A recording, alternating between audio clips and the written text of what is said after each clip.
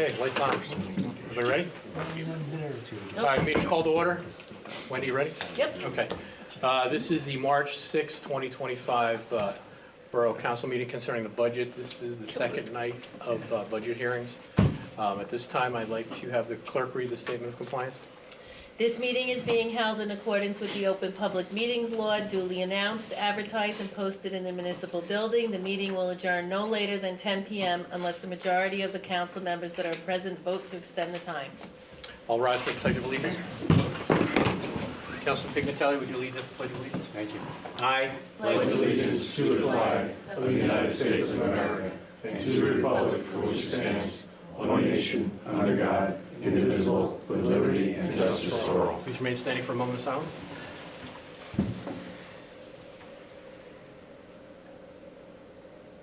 Thank you. Be seated. Would the clerk please call the roll? Mayor Kamala, Present. Council President McCann, Councilman Pignatelli, Here. Councilwoman Rose, here. Councilman Saliani, Here. Councilman Slasinski, Here. Councilman Talamini. Here.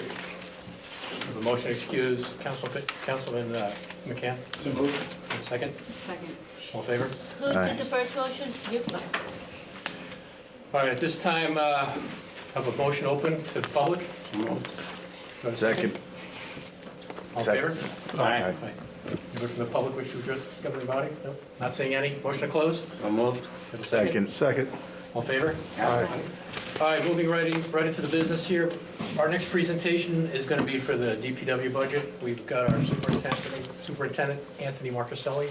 Anthony, at this time, I'd like to yield the floor to you, and you can take us through your budget presentation. Okay.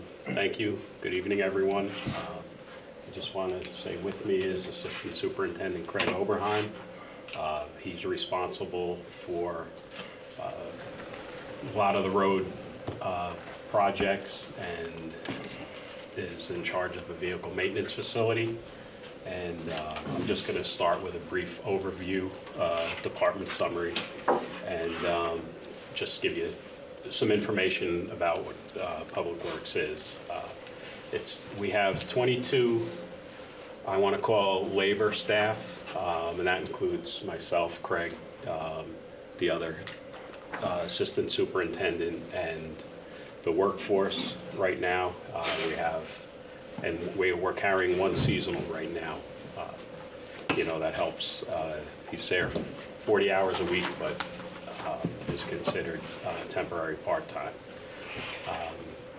So Public Works is made up of 7 divisions, and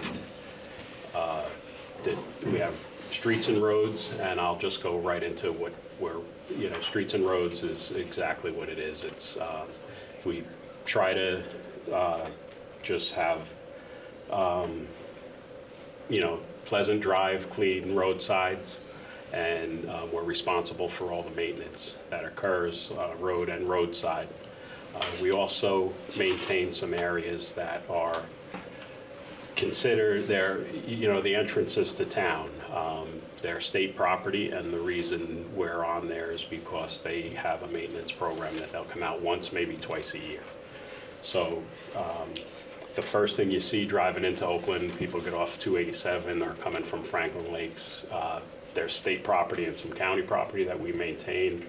And a few years back, well, more than a few years, but we've gone and tried to leave it to the state to maintain their own property. And like I said, they're not very receptive to that. We end up with line of sight issues on the ramps and things. So the road department maintains most of that. And although we are 7 divisions, depending on what's going on every day, buildings and grounds guys may be helping us in the water end of it. So it's a fluid department. Although people are charged and tasked to specific budgets, O&E budgets, for salaries and wages, we do move interdepartment. Could you just give the residents an idea how many miles of road you're responsible for in Oakland? There's approximately 60 borough-owned roads and 17 to 20 county lane miles. So that's, it's quite a workload for the men, and we have road, then buildings and grounds is responsible for, their primary responsibility is the rec field, the recreation complex, but that's a three-man division, but they're also responsible for the outer soccer fields, the outer ball fields, and this building, there's, including the outbuildings, like 13 buildings. So when they're not, senior center, 3 firehouses, and all the maintenance, any routine maintenance, they could be on a ball field and get called in for, a light, or anything in the building. Then stormwater management is, there's one full-time employee that's really either inspecting catch basins, and we have 2 certified masons that make the repair on the infrastructure of the stormwater facilities, and we're operating right now stormwater under a new 5-year permit, right?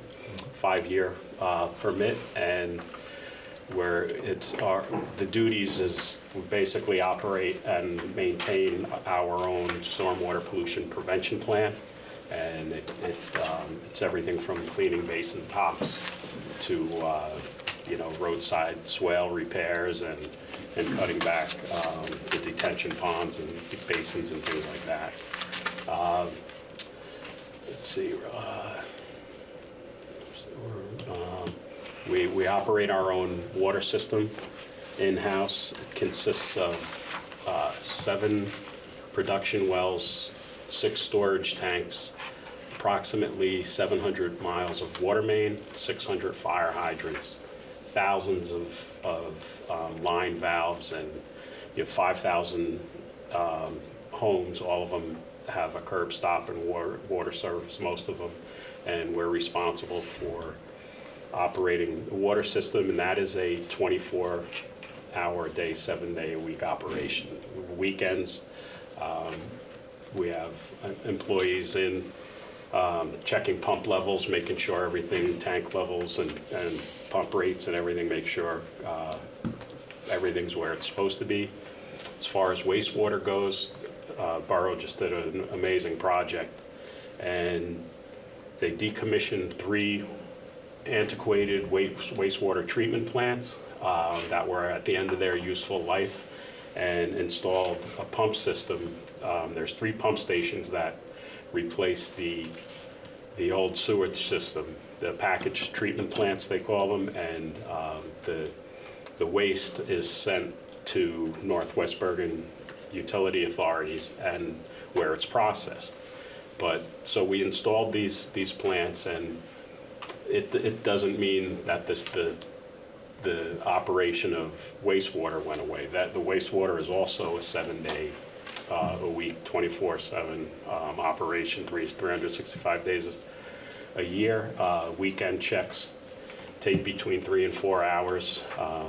We maintain the pump station? Yes, and the infrastructure, anything piping in the ground, and things are working. Did Yes. that workload pretty much stay the same, like from going from?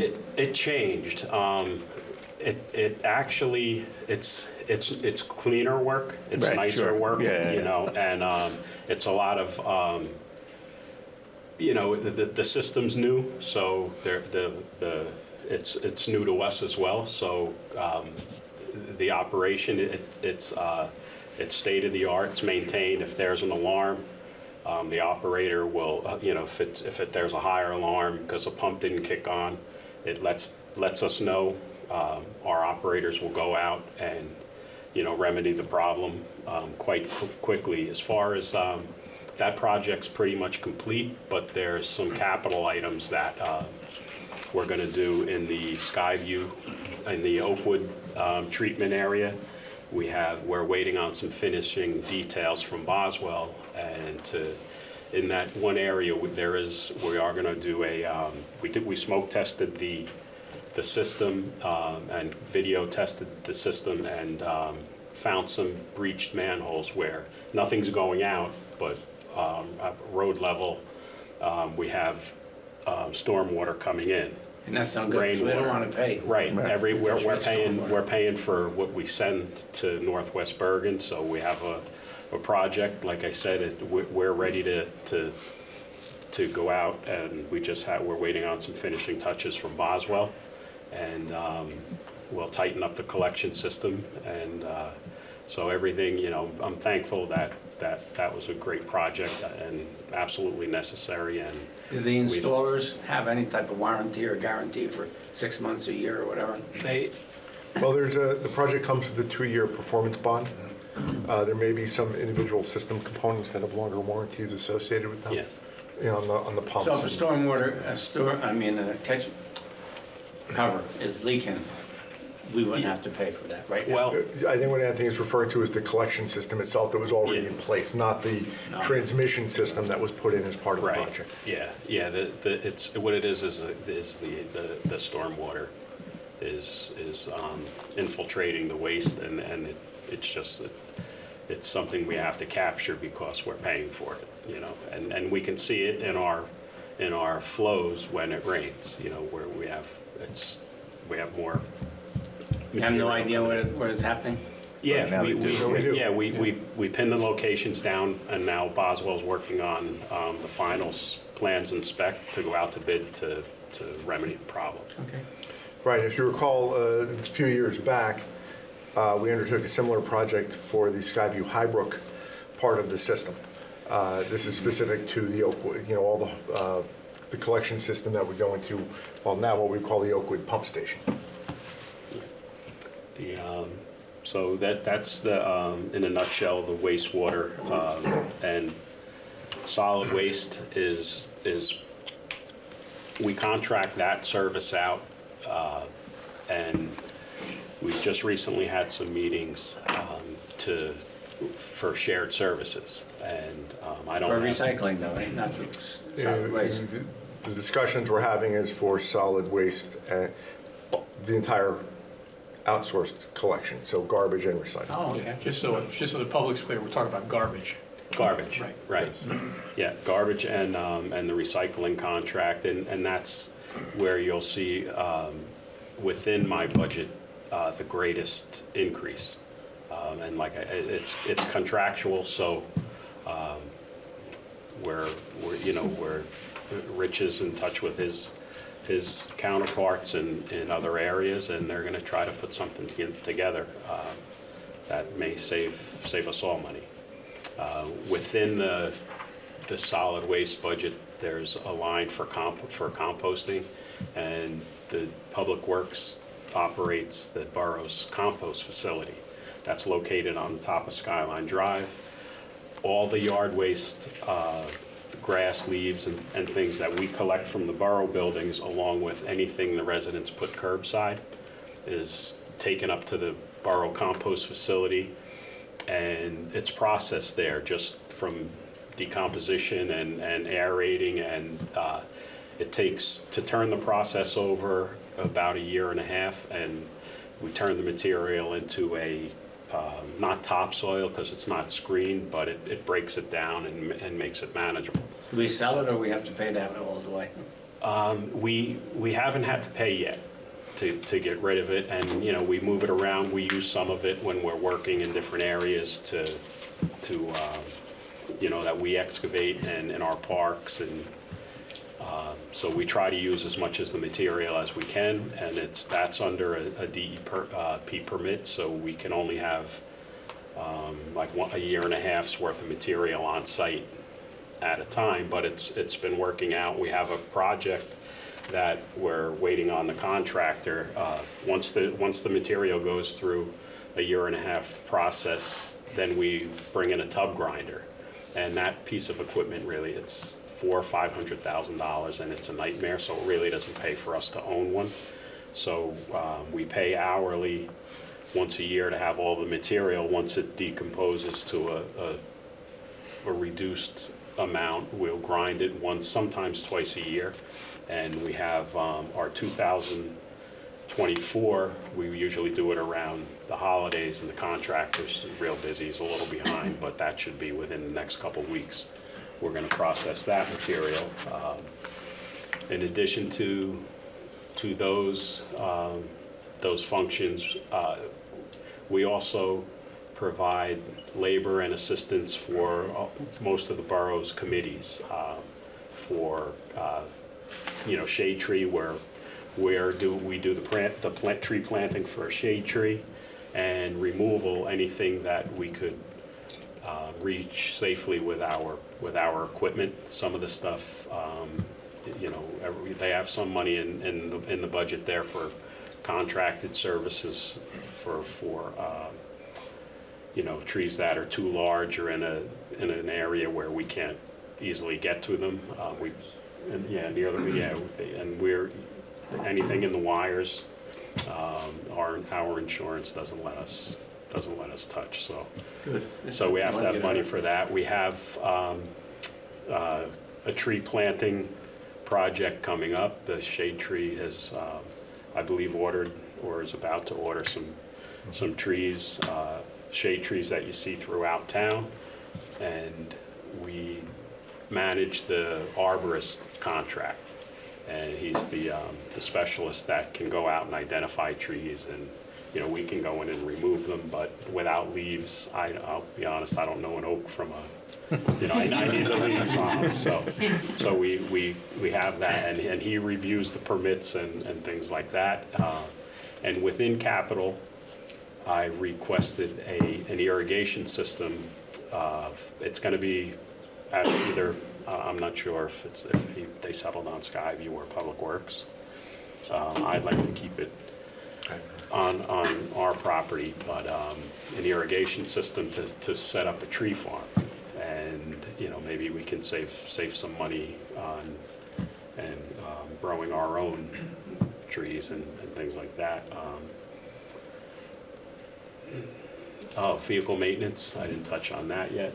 Craig runs that division, and he maintains 250 pieces of equipment. And how many vehicles? 75. 75 vehicles with Craig and his assistant Mike Falk, and they do a great job. The place is, there's days where it's like a Jiffy Lube with vehicles coming in and out, and it's the men over here know the service, and he does a phenomenal job, and I want to thank him, Kevin, and Scott for helping me, and Sue for putting this budget together.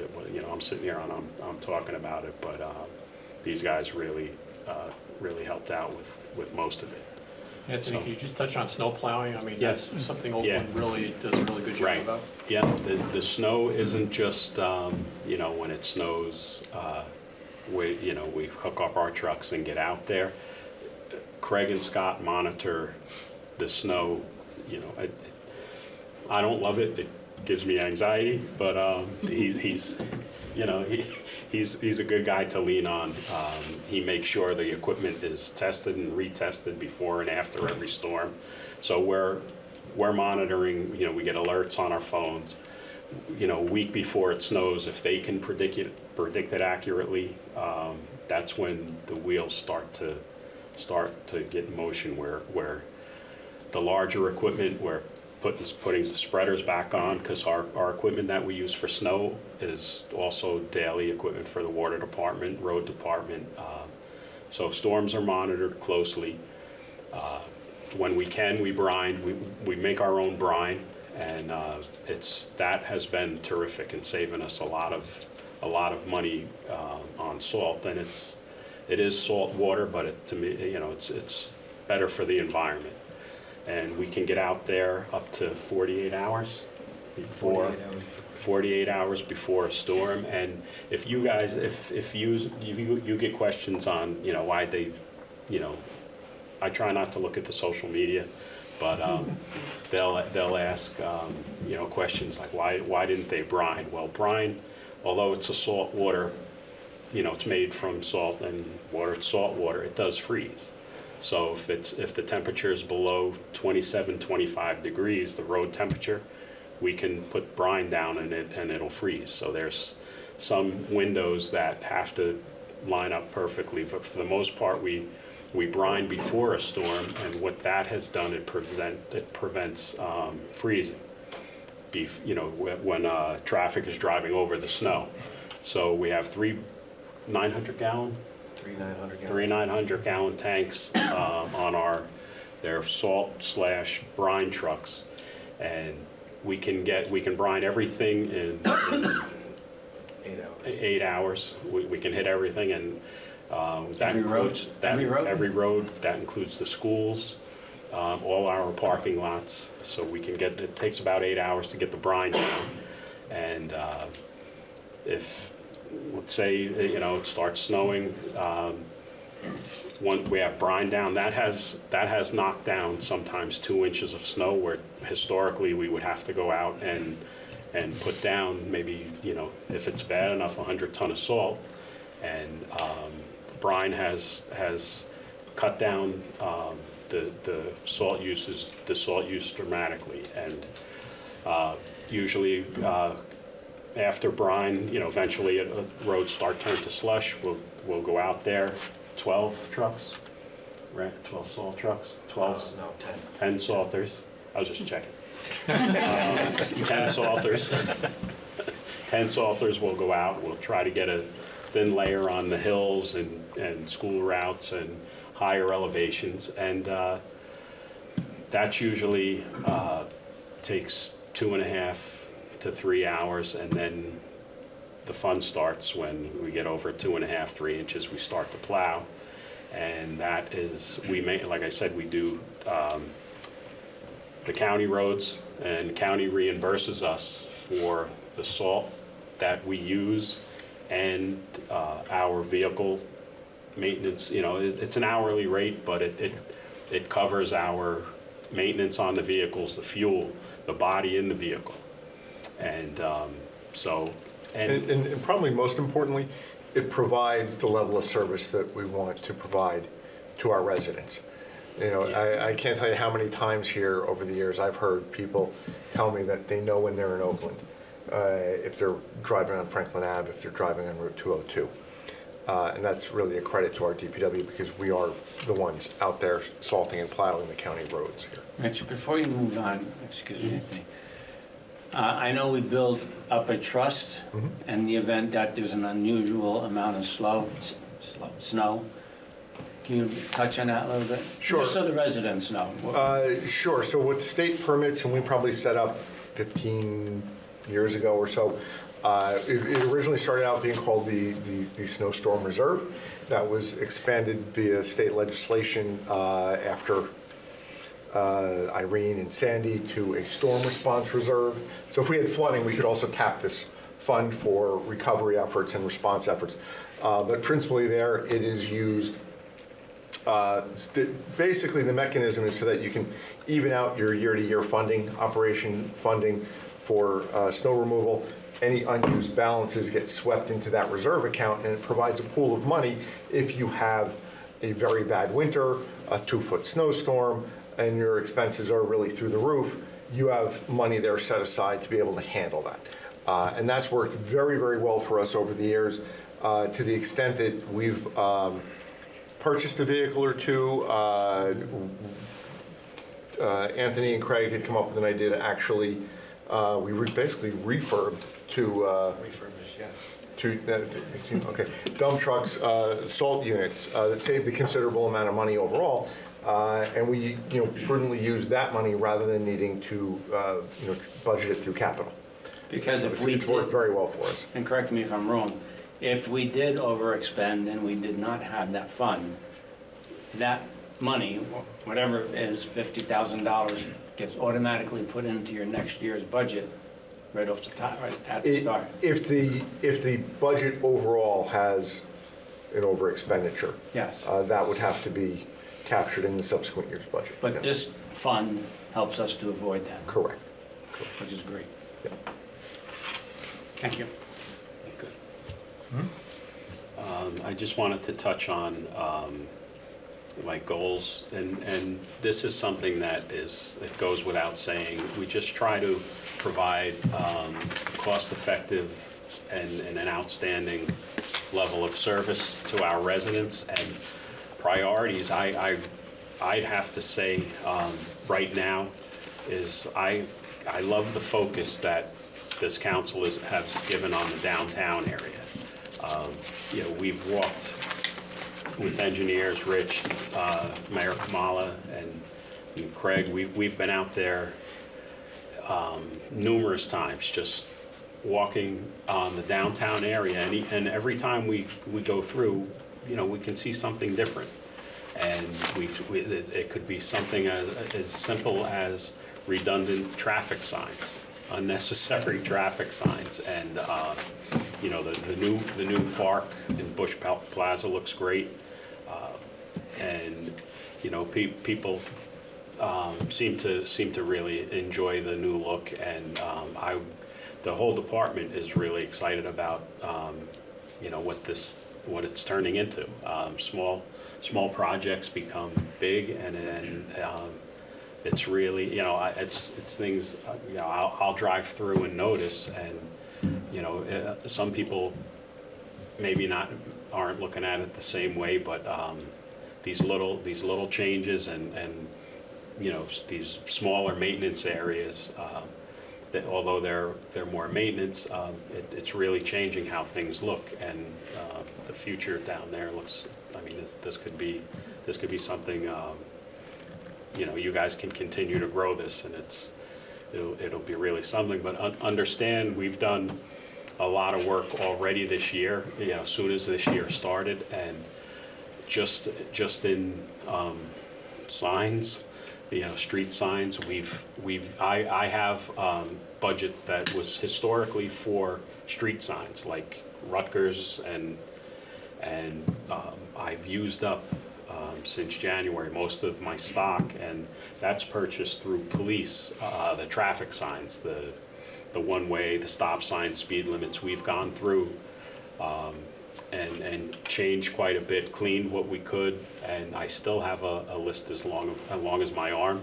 So I want to throw this at you guys for the mayor and council. I'm just about depleted. I'm given, I think, $2,000 off the top of my head, and I probably encumbered or spent 3/4 of that, or I'm about to, and my stock on the police and the traffic sign is getting depleted, and I believe Scott reached out to the police department, and I think he's going to meet with Traffic Officer Burns. Is that the name now? And, Well, one thing I hope we don't do, I've driven through towns where the street sign only gives you the name of the main road, not the crossroad.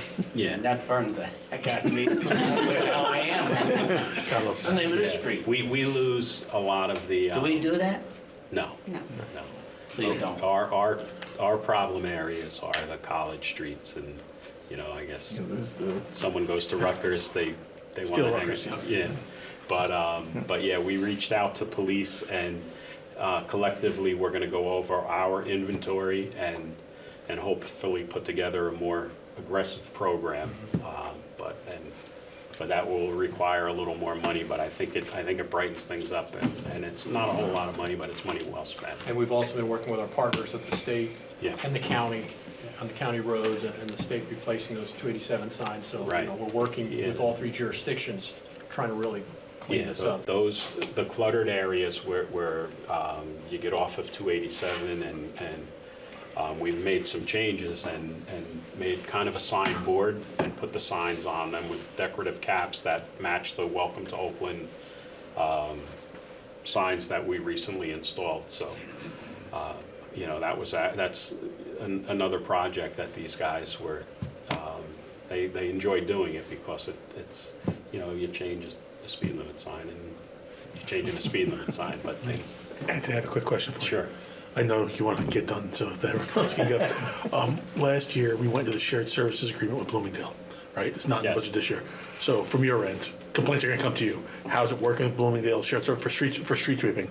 How's it working? Are we getting complaints from residents? Are you happy with their performance? No, they actually, the state, in true fashion, changed the stormwater regulations, and now every street in town has to be, has to be swept 3 times annually.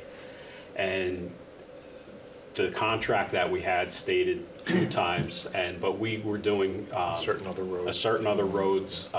more often, the school routes and things. So we kind of traded and came up with a program without refiguring the number on the contract, the dollar amount, and the service from Bloomingdale is phenomenal.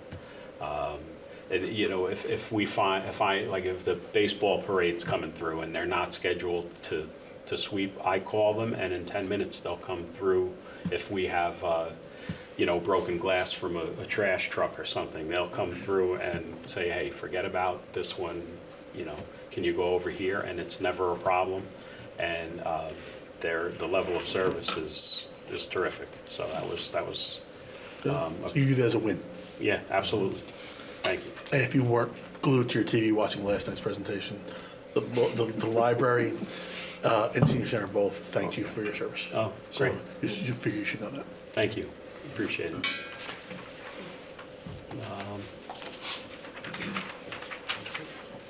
Good. We provided the individual budget line item sheets. I think we sort of recapped some of this last night. If there's anything in particular that you want to talk about, you can certainly do that. Otherwise, it's just provided there for your information. What's your biggest need for this year? I just want to keep on the vehicle replacement, program that we've had. And I mean, I really don't have anything that is I can give you a list of projects that we have ready to go. We have drainage on Jerome Ave, a capital project drainage, water main on West Oakland, and a drainage combo water main project on Harvard.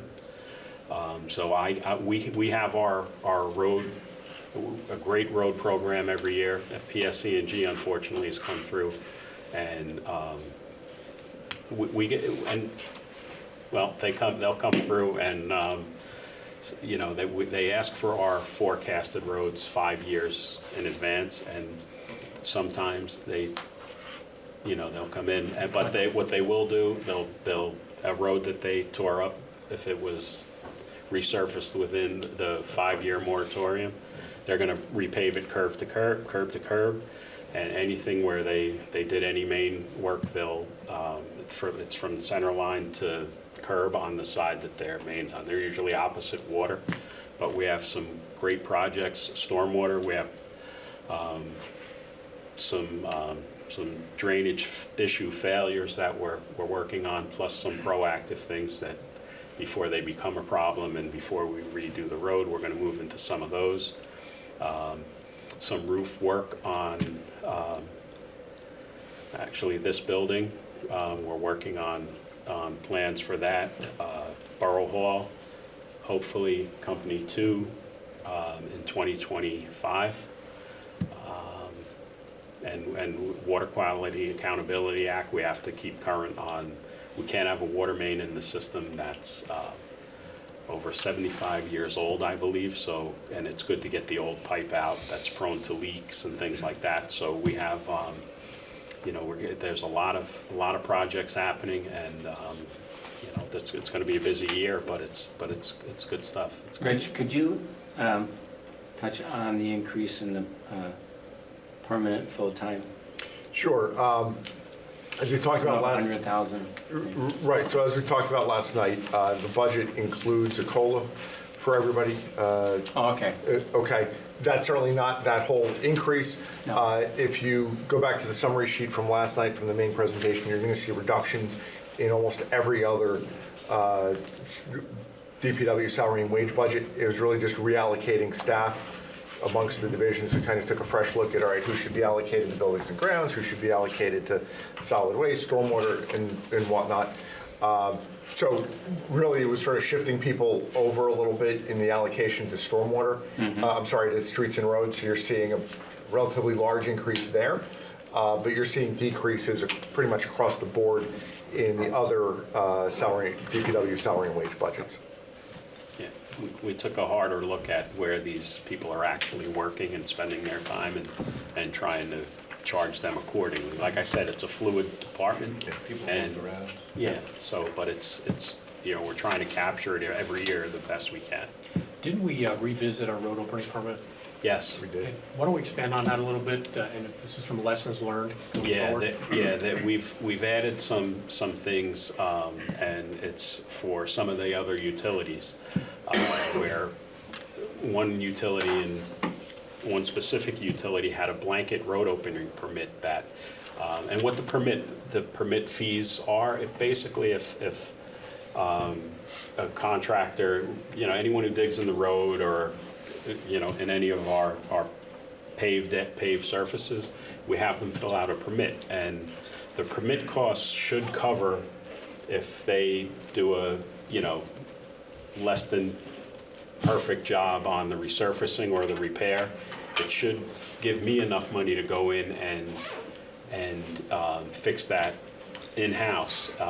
And that, our road opening permit was old, and it no longer covered the cost. And one contractor in one utility, their annual fee was $500, and they're working all over town. So, and I never really had a problem with them leaving anything unfinished. If I made a call, if something was not satisfactory, they do come back. But we changed the ordinance to in ways that benefit us and protect us. So it's no longer a $500 a year. The holes, their trenches are measured, and whatever the cost to repair that area, that's each specific permit, not a blanket permit anymore for a year. So, and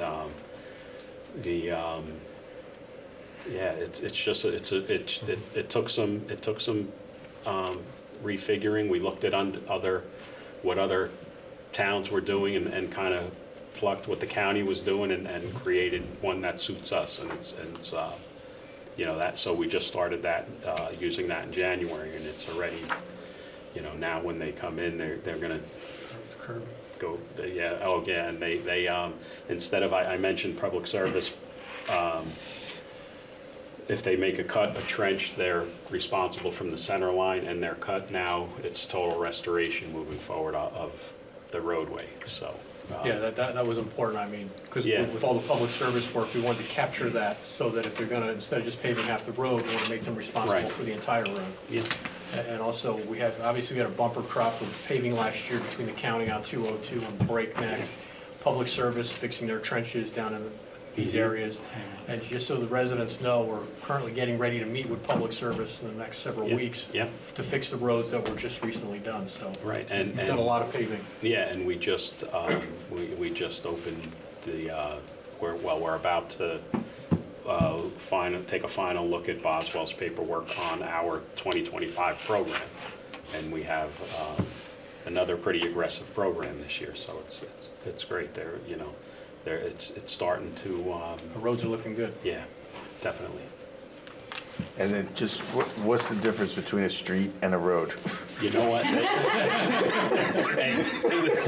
As old as I am, that was there before me. But at a point when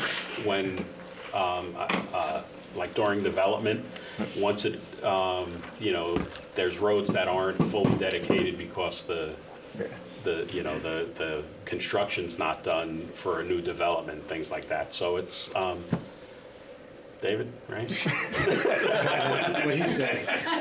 But yeah, it's there's, and I think years ago it had something to do with the road width, and so. I'm just teasing. We had an answer for you. Let us do some research. Don't fact check that. ChatGPT will tell you. In effort of time, do we have any other questions? Do we just want to quick go to capital?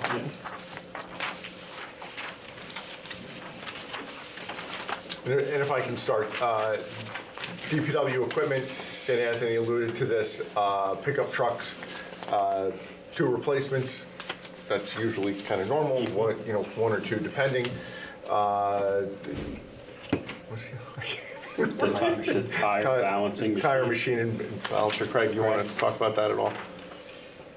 Tire balancer and tire machine that we have now is 15 years old. And it's, excuse me, with a lot of the stuff that's happening now, we need the larger size tires. We need to just clean. Yeah, Can't fit some of the tires on there Yeah. anymore. It's past its useful life. Yep. Right. definitely. Street and road improvements, again, as Anthony just alluded to, a fairly well-funded road program in total with, some specific emphasis on repaving Yopo Ave. We have a $200,000 grant for that. The annual road repair program would rely on a little over $300,000 in existing unused funding from prior year road program allocations. Then $100,000 for downtown improvements. That's a plan that we'll be sort of refining as the year goes along in terms of the scope of those sidewalk improvements, other improvements. And then our annual allocations for storm sewers and general sidewalk repairs. We'll have a project coming up that we're talking about. We'll probably focus on a little bit more heavily in the planning work next week to go on the next phase of reinstalling sidewalk on Route 202 going north. So the soft cost, $330,000, is that just engineering? Or basically good part of it? Engineering for the most part, legal, that includes design, construction, inspection, and the like. It's mostly formula driven, typically we'll allocate about 20%. Any money that's not used for those purposes can also be used for construction. Okay, so it's not like we just have to cancel that out if it's not used for the soft costs. We can use that for, pay a contractor as well. The downtown improvements was $100,000. That doesn't come out of open space or, No, that would not no? be for open space. So Councilman, I had asked during the budget meetings that we put in $100,000 for downtown improvements.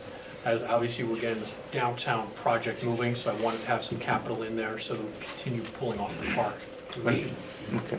What I'd like to see, rather than look at an improvement from 287 down to ShopRite, I mean, let's do a couple of 2 or 3 blocks improvement that we can see, rather than, trying to do the whole downtown. Right, and that's what the intent of this was, to start Okay, let's focusing. do some projects that we can do.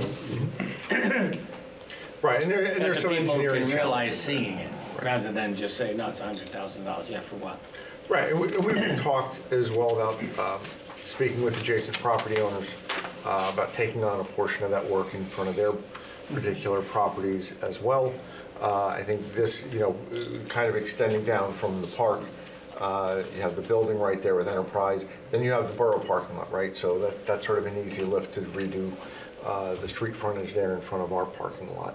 As you get further down, there's some issues there with utility poles and, and other things that's going to require some further discussion. But that was the impetus there to sort of keep that momentum rolling and, keep showing some improvements.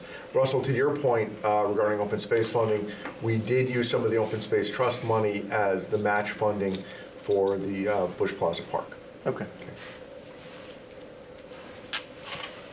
And Buildings. Phil's Yeah, the senior center boiler is original. So we've made some minor repairs. Again, that piece of equipment's at the end of its useful life. Borough Hall HVAC, same thing. There's multiple units And, we want to upgrade those. We do take advantage of any incentive programs to replace with more energy efficient equipment.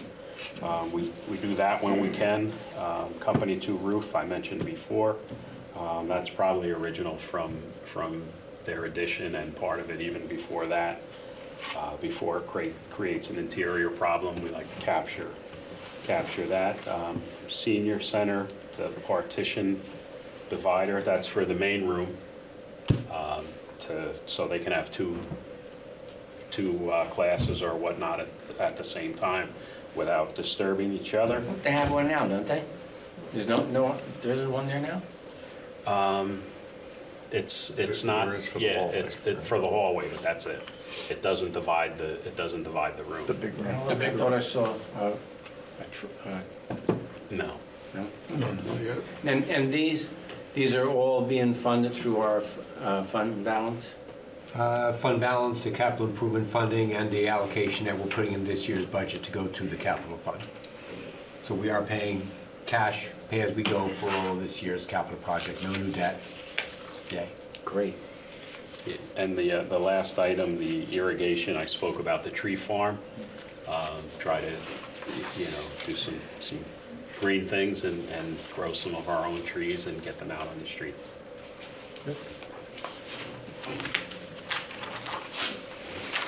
Any questions? I have one question on the water utility draft. It says rents. What's rents? That's the water bill that you get every quarter. They're considered rents in terms of the terminology for utility. Oh, So fees, you could use that interchangeably with fees. All right, so David, would you like to just take the governing body through the water and sewer utility? budgets? Sure. On the revenue side, we're pretty consistent in terms of the operating surplus. If you look down towards the middle of the appropriations, you'll see similar numbers. We tend to try to use that surplus to fund all of our capital improvements. The rents are actually going up quite a bit this year. I think they're up 11%. I think the actual ordinance that you passed in December had them going up by a little over 10. That is to start funding the debt service for the PFOA treatment plants that were put in. We've got the projects all done, but now we have to start paying the debt down. and I want residents to understand the nomenclature for it escapes me for a second, but it has to be self-liquidating. Has to be self-funding. Self-funding. No, self-liquidating is the correct term. It is a utility has to be self-liquidating. That means that we, bring in enough revenues to cover our expenses. That's what I want people to understand. Whatever whatever the cost is, that's what we pass along. Correct. Yeah. Thank you. You're welcome. I'm going to use some miscellaneous is mostly, there are some small fees and things for new connections and things that also go into miscellaneous. For the most part, that's interest revenue. So you can see the budget's up quite a bit year over year. Even with as high as that revenue is up over a year, we're still probably not where we need to be. Anthony mentioned earlier the Water Quality Accountability Act, replacing this anything that's less than 75 years or older. We're not there. We probably have to continue to increase our capital and capital outlay by another $300,000 or $400,000 a year to be able to do the miles of pipe in terms of that time frame. And we did do quite a bit of work down in the colony, right, Yeah. last year? Yeah, and down Pleasureland, we changed All the water lines have been all of it replaced all of it in down Pleasure there. Lane. We have a constant project. There's usually something every year. Yep. And it's safe to say that our water is still much less expensive than going to a Veolia or any private carrier. Absolutely. I think it's important that the residents understand that, even though the Absolutely. rates are going Even up. with the increase. Mhm. Because Veolia is saying that same increase for the same thing. If you're having Veolia, you've got the same increase for treating the water that we had to do locally. On the appropriations, you can see that salary and wages are up. Again, on Anthony as a whole, they're not up that high, but we reallocated, some of the people who we knew were spending more time on water to the water department. Well, and it also includes the bulk of the salary for the additional employee that you authorized in January, and that's specifically related to the operation of the PFAS system, which is taking about 20, 25 hours Yes. a week to operate those treatment units. Some of the other costs here, like David mentioned, debt service and some of the OE stuff, is also related to PFAS. We have yet to have to replace the media. This is granulator, called GAC, granular activated charcoal media, which is how the treatment systems work. When that happens, and we don't know the exact timing yet. We'll get an indication on that by I guess it's the pressure in the system, pressure in the right? filters, the pressure levels will increase, and that'll let us know that the filters are becoming, they're becoming, Saturated. yeah. Right, and to do all three, I think the quote that we got to do all three, About 100,000. it's about $100,000 to replace and properly dispose of that media, which is saturated with Yeah. PFAS. Okay, so we'll be working on a bid package for that. We'll structure that so that we can use it when necessary. The plants have been operating for about a year About a now, year. right? So we we haven't can't had do it to on a replace yet. rotating basis, right? You'd have to do all 3 at once, probably. It all depends. It Yeah. all, they have different flow rates. Oh, that's right. Yeah. So they may not all achieve breakthrough at the same time. Right, and I don't know, we had a dry summer, I don't know if that accelerated, it's gonna, it would seem we're pumping more water where,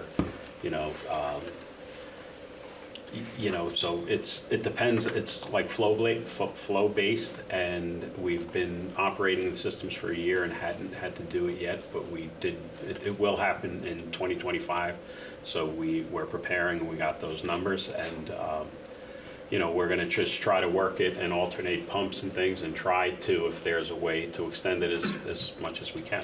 Have we talked to other towns that have, like, are ahead of us Yeah, with this? we have, there's towns that are, with the water quality and things that are doing it more often, and we're talking to Boswell's team daily, and we're right where we should be, and the system's functioning properly, it's moving, removing the PFOAs, and, we're at zero detect on these things now, so it's doing what it's supposed to. Anything else on the water budget? Sewer facility. Sewer utility, again, we are now at the point where we're starting to have to budget for the improvements that we made in terms of decommissioning the treatment plants and putting in the transmission lines to take the stuff out to Bergen, Bergen. So you can see significant increases in the rents. Again, that's the fees. We are done paying off the ACO, so that line item will come out. But we've got quite an investment out of operating surplus into the capital fund to pay for the INI, for the last piece of the system that we want to do there. So that's what you're seeing on the top half. And down below, you can see the real big increases are down there in the debt service. That's going to be starting to pay for, this year, that's just the interest portion of the debt service for the loan that we'll be taking out with the iBank. We'll get half the interest payment this year, and then the principal and the full interest payment next year. So it's going to be significant. We've got a meeting with the residents on Monday. To kind of go over, what the status is and, where we are, and so it's about where we projected it was going to be 3 or 4 years ago. We put the bills together this afternoon, and they're up. So, It is what it is. Anybody else have any questions? We good? Well, I want to thank Superintendent Craig. Thank you so much for coming and presenting today. And no further questions? Yeah, thank you. Wait for the fire department. Let's take a quick 3-minute recess, 5-minute recess.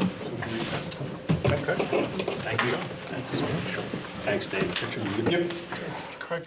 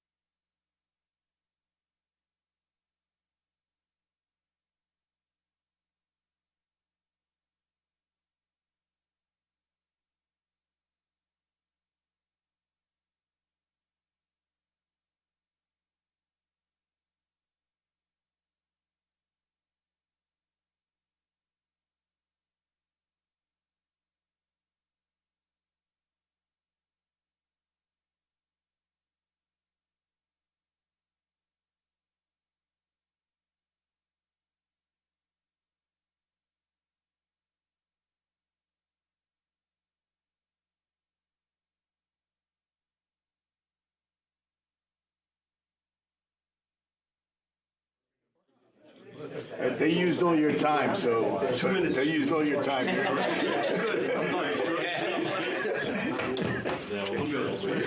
Last time on the hot seat, better. Could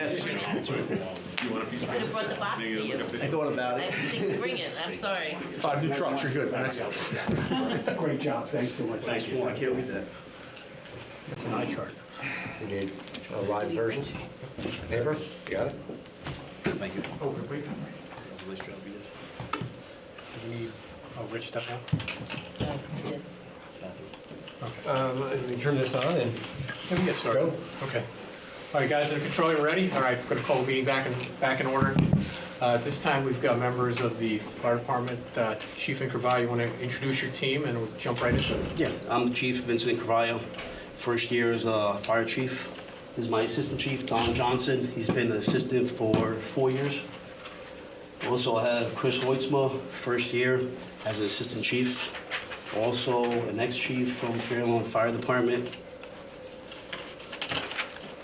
Tell us a little bit about the fire department, how many members? Yeah, we we have currently 55 volunteer firefighters, 2 junior firefighters, and 14 life members. We run out of 2 firehouses, Company 1 and Company 2. Company 1, there's a total of 31 volunteers. Company 2, there's 25 volunteer. We respond to all different types of calls. We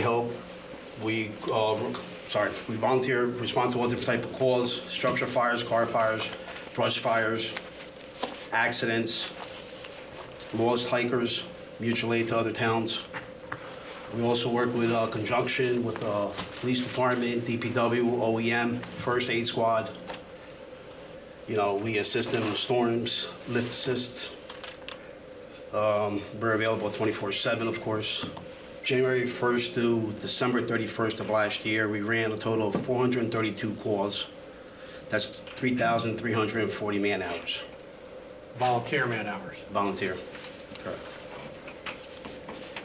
We run weekly drills, not only calls that we go out to, we run drills, we do training.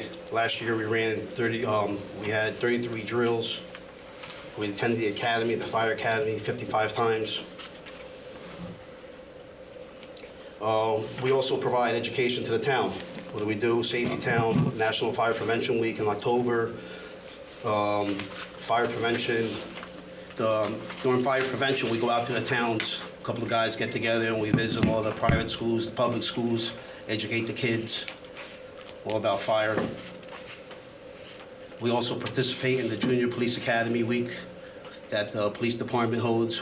We take the kids for half a day and we introduce them to the fire department, show them what the fire department's all about, putting their gear on, playing with the tools, jumping on the fire engines. We also work with the recreation department. We support the kids at the rec field, Indian Hills High School, football games. We go out there, we cheer them on.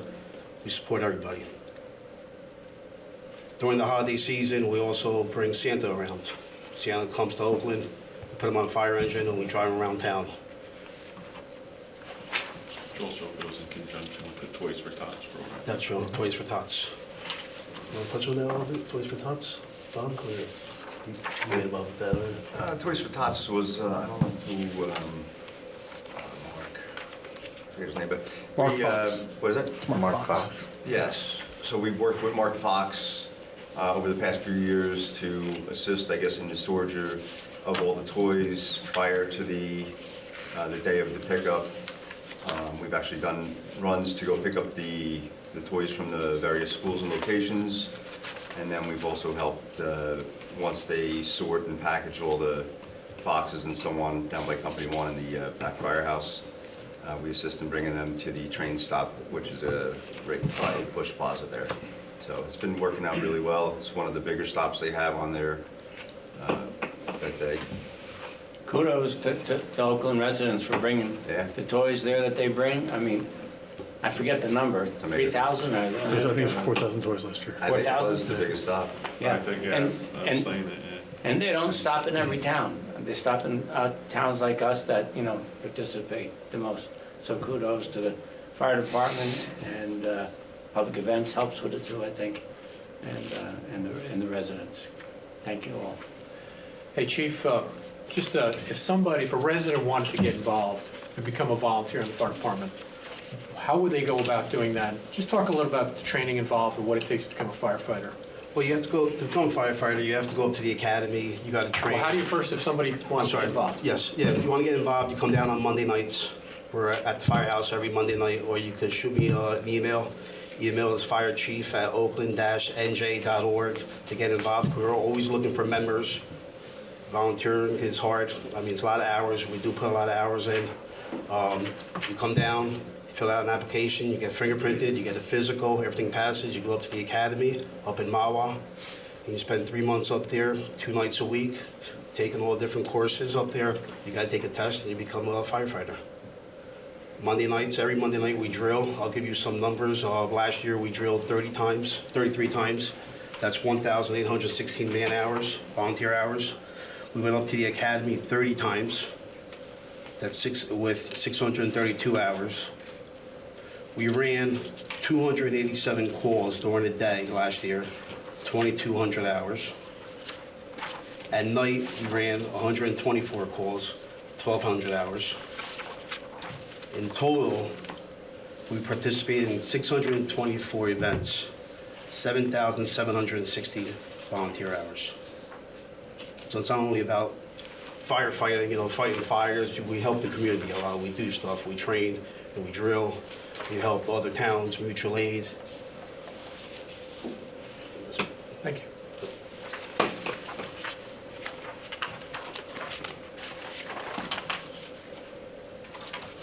You have anything? I just want to also thank the mayor and council for last year for passing the resolution on the engine. We're replacing the fire engine. I know it was short notice. We got it in time. We saved the town a lot of money, quite a few $1,000s with the price increases nowadays. So that was great. Thank you. We all want to thank you. Thank you for your Appreciate it.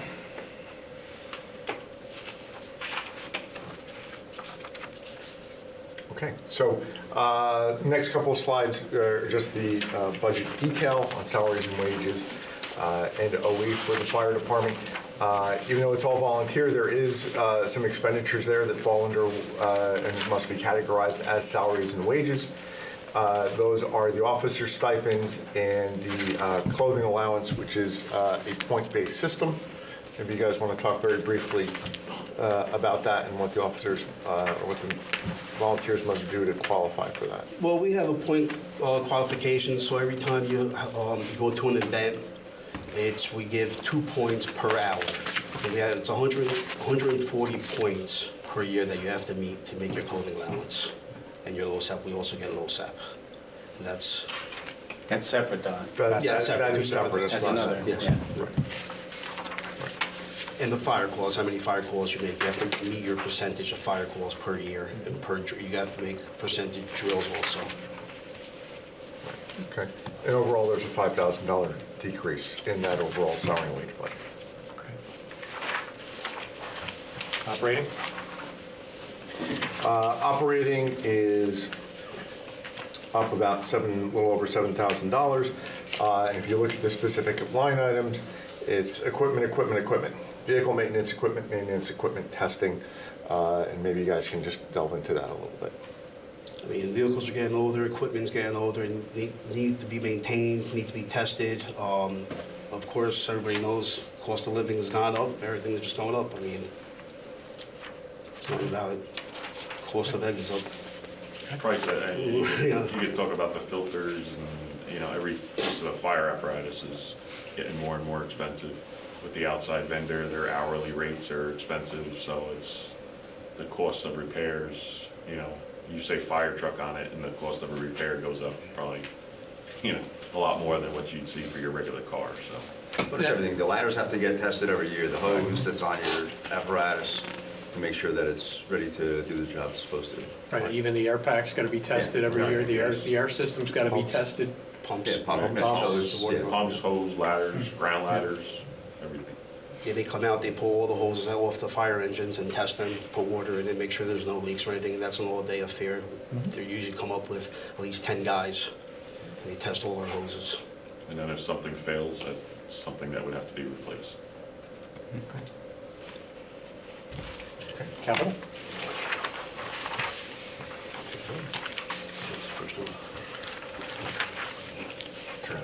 turnout gear. Going back to turnout gear, of course, we need to replace turnout gear every, Why don't you tell the residents what turnout gear is? yeah, turnout gear is our fire gear. Fire helmet, gloves, boots, we call them bunkers, pants, and our jacket. They're expensive, they're not cheap, and they get worn out from wearing them every day, wearing them going on calls, going to fires, they do get worn out, they need to be washed. They need to be replaced. And they also have a finite life, correct? Correct, they have a 10-year life on them. So every 10 So years, Every 10 years, you have to firefighters getting new gear. Correct. Okay. I'm interested in the line item for thermal cameras.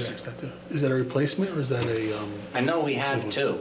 Yes, right? we have more than two. Oh, yeah? No, we have more than two, but we need to buy two more. I mean, I'm trying to get everything up to date. These are older cameras that we have. Batteries are going dead. Need to replace them. There's money, there's maintenance on them, so we have to replace some thermal cameras. But Chief, you're what- buying new cameras, though. Yeah, correct.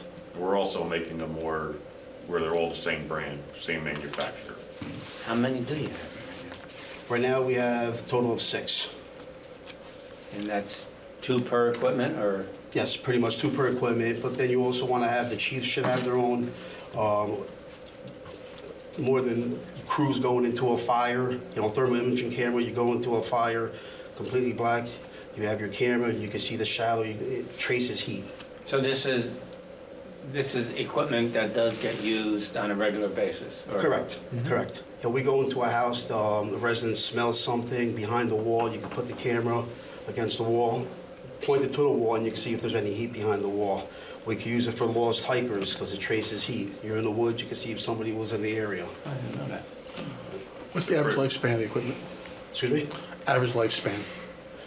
3-4 years, Okay. yeah. I mean, it's electronics too, with batteries and stuff like that. Fire scenes, you could drop it, depending on where the guy has it clipped or something like that. It's just like another tool, but yeah, electronic wise, it wears. So it's not like they're put through just a daily in a car or not, so it goes through a pretty rough life, so the way it's used. So this, how many did you say you have? 10?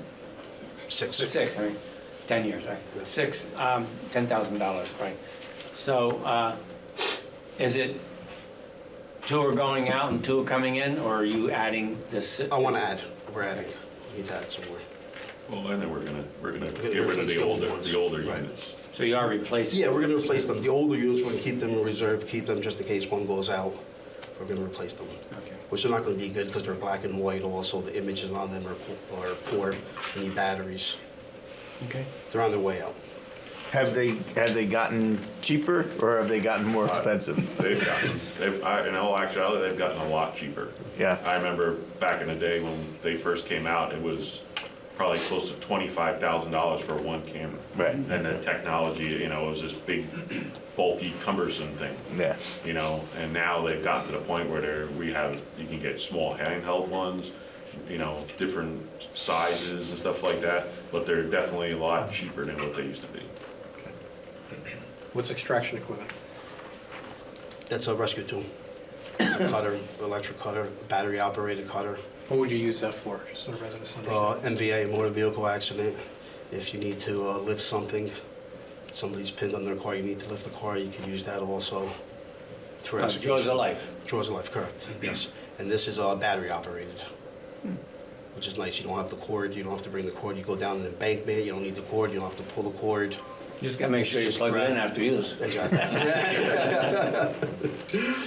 Yeah, they're lighter, of course. The older ones are heavy, as the older guys can't lift it.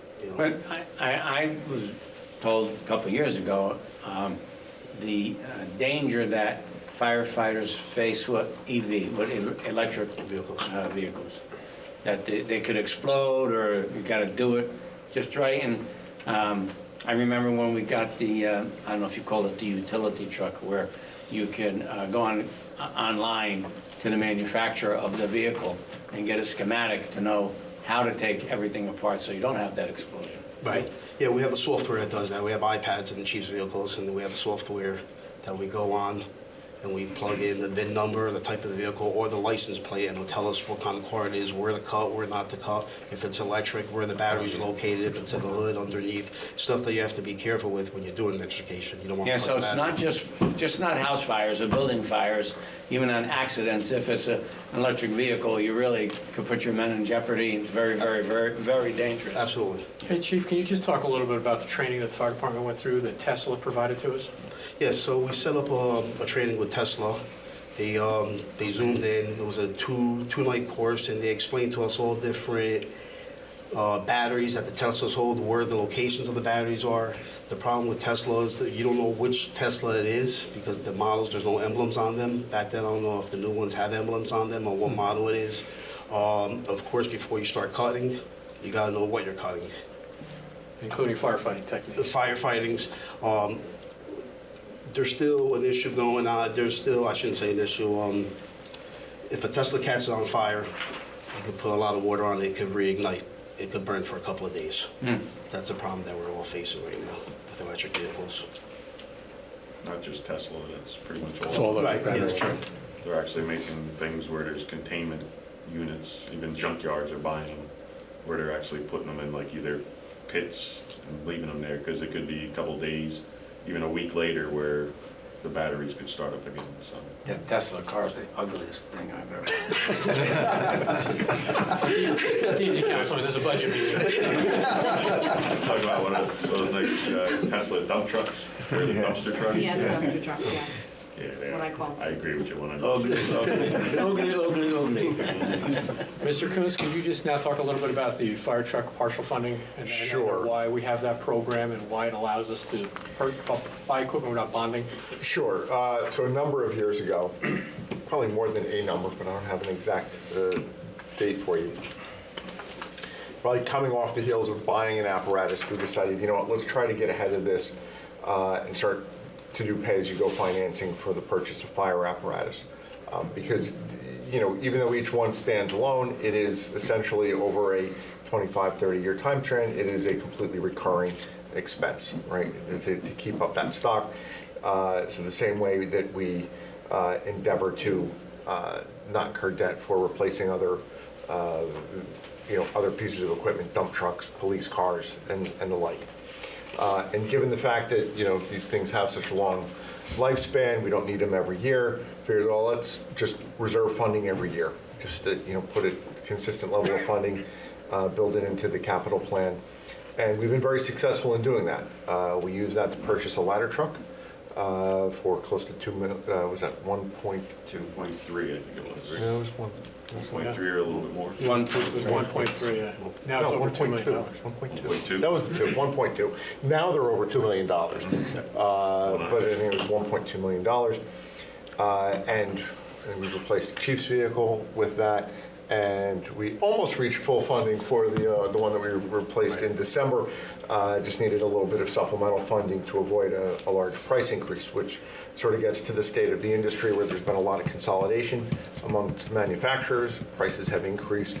I know it's something that pretty much every jurisdiction in the country is grappling with in one way or another. And this is a service that we have to provide. Well, if you're going to have a fire department, you want to have apparatus that meets the needs of the department and fulfills the mission, right? So, so the idea here is to limit the tax impact, limit the shock to the budget, have a consistent level of funding, and just reserve money, build up a bank balance so that when we need to go out and buy apparatus, we have the money on hand to do that. Now, that being said, with these increases in the industry, we are proposing $200,000 again this year. That's been the historical amount that we've put in. And knowing that, you know, we just added some supplemental funding last year, what you'll probably see next year is an increase to that, whether it's 225 or 250.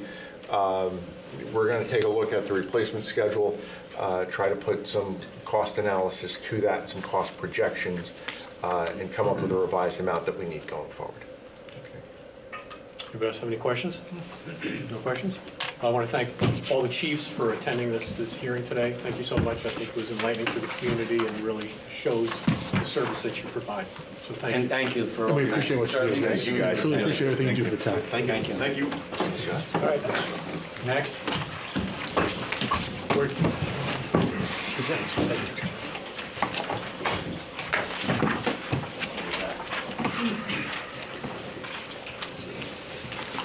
And here's the big difference. These guys carry guns.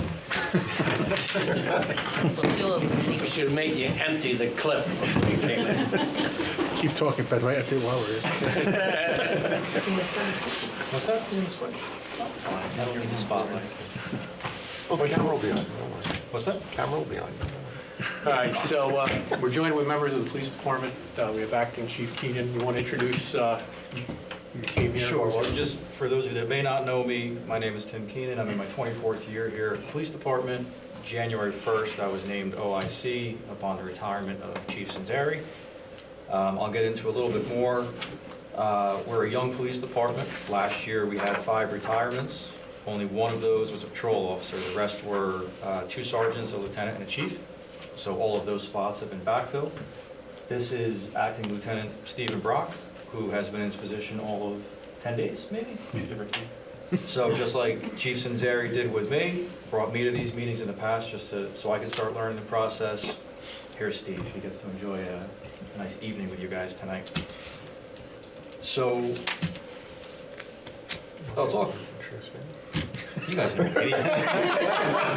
The public You all might know know. IT manager dies. So I'll talk briefly about the breakdown of the police department. We have our administrative command staff, which is 4 officers. It's a chief, a captain, 2 lieutenants. We have 1 lieutenant for patrol purposes, 1 lieutenant for administrative purposes. The breakdown is essentially the patrol lieutenant monitors the 4 patrol squads. The administrative lieutenant oversees the detective bureau and does a lot of work with the records department. Underneath them would be the patrol division, which is the backbone of the police department.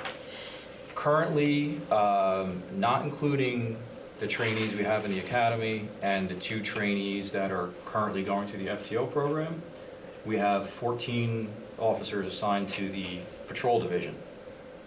The 2 officers that are currently in FTO training are both doing well. They're anticipated to finish their training and be road ready and count towards manpower right around April 1st. The 2 recruits in the academy, I think they're on pace to graduate June 18th, at which time they'll start their FTO training, which is typically 3 months.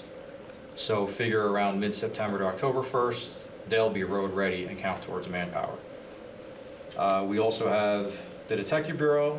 Right now, there's 2 officers in there, a detective sergeant and a detective. We have a traffic bureau, which is a new traffic officer. It's Officer Joseph Burns. We have the communications division, which is our dispatchers. We have 3 full-time dispatchers who work Monday through Friday, 8-hour shifts. On the weekends, we have 3 part-time dispatchers. Our records bureau, we have a records clerk, Ms. Rios, I'm sure you know. Information technology, it's Vincent Dyes. And we recently started the SLEO program. We currently have 6 SLEOs. They've been extremely well received by their schools, by the parents, and by the kids.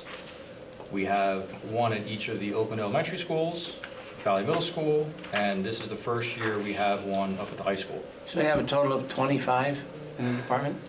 27 total. 27. Yeah, 27 total. So before I go into what the actual things that we do, I wanted to touch on our goals and priorities for 2025 because it kind of explains where we're at as a police department. We have 12 officers that have currently less than 5 years experience, which is something that we're going to focus on, trying to get them the training and the experience that they need to help themselves out in their careers as they advance. So the first goal that we have is we are accredited by the New Jersey State Chief of Police Association. We want to maintain that accreditation. It's a 3-year accreditation cycle. Lieutenant O'Neill, now Acting Captain O'Neill, does a fantastic job as our accreditation manager. What the accreditation does is that it ensures best practices are being followed by the police department, which in turn reduces liability to the police department and the borough. And being tracked by a certified board is beneficial because we can say we're doing exactly what the Chiefs Association is recommending that we do.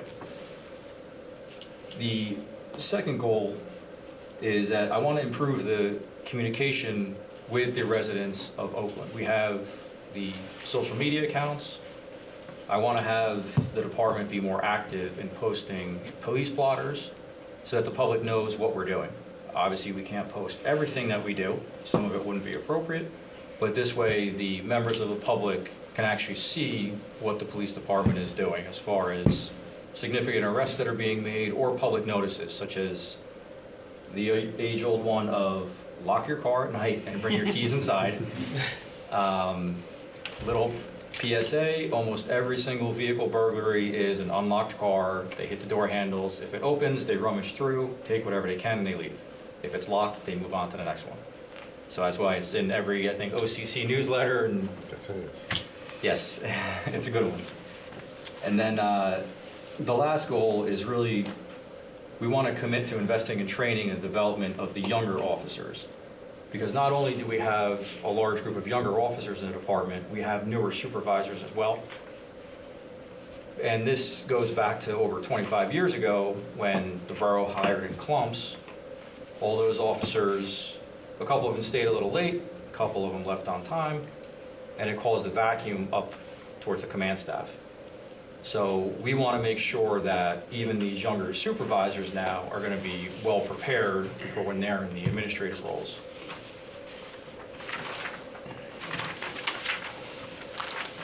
So now we can go a little bit into what we actually do.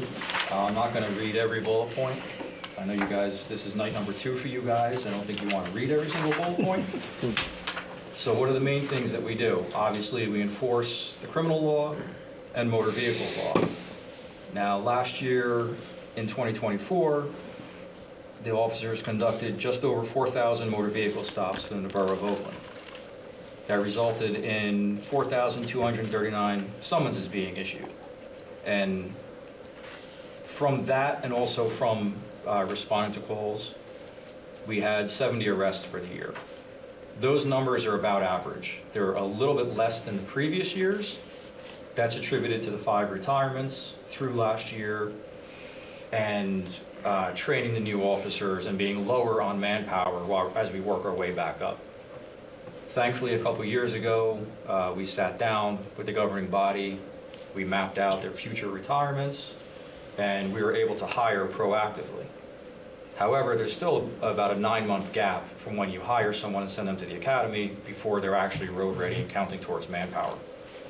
So even though we hired early, we're just kind of like maintaining versus being ahead of the game. But thankfully we did that, otherwise we'd be way behind. So the investigating crimes is mainly done by the Detective Bureau. The Detective Bureau is busy, they have a lot of work. They also do all the background checks for the new hires, as well as firearms background checks. As some of you may be aware, New Jersey changed their concealed carry laws. I think last year we processed just over 40 of them. It's a little bit labor intensive. You want to make sure if you're going to approve a concealed carry permit, it's going to somebody that is worthy of having it. Nothing that would preclude them from having it.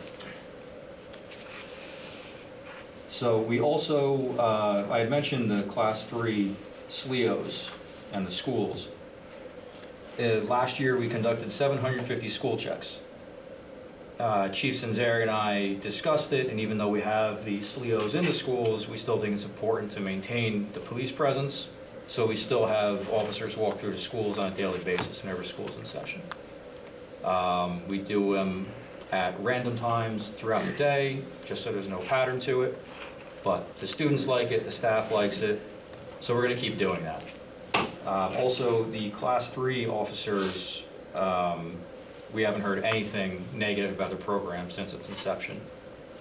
What was great was feedback I received from the administrators of the school said that it's not just a security guard in the school, it's somebody who actually joined the school community. They go to the events, the kids know their names, they play basketball with them on recess, things like that. Now, of course, they're there for security and safety, but they're doing more than just that. They're not just standing at the door checking IDs. So another thing that we do is we obviously respond to ambulance calls and supplement the ambulance department. Last year, we responded to 723 ambulance calls, as Pat can contribute to. With the fire department, so last year we had 147 fire alarms that we responded to, in addition to 115 fire calls. So a fire call would be an actual fire. Fire alarm is tagged differently within our system. For the patrol officers, they responded to over 300 motor vehicle crashes last year in the borough of Oakland. They performed a total of 648 enforcement details, whether that's radar detail or simply a traffic enforcement detail where they'll pick an intersection or a stop sign or follow a school bus and they look for violations. Those are static details. But also when they're just driving around on patrol, if they see a violation, they can pull the vehicle over. Hey, Chief, can you just talk about a little bit how either I'll receive an email or a phone call from a resident or your department about speeding in certain areas of town and how you allocate resources and how you deal with that after you get the complaint, so the residents understand. So usually we have the typical hotspots like Yalpo Ave. Down the hill. I'm sorry? Down the hill.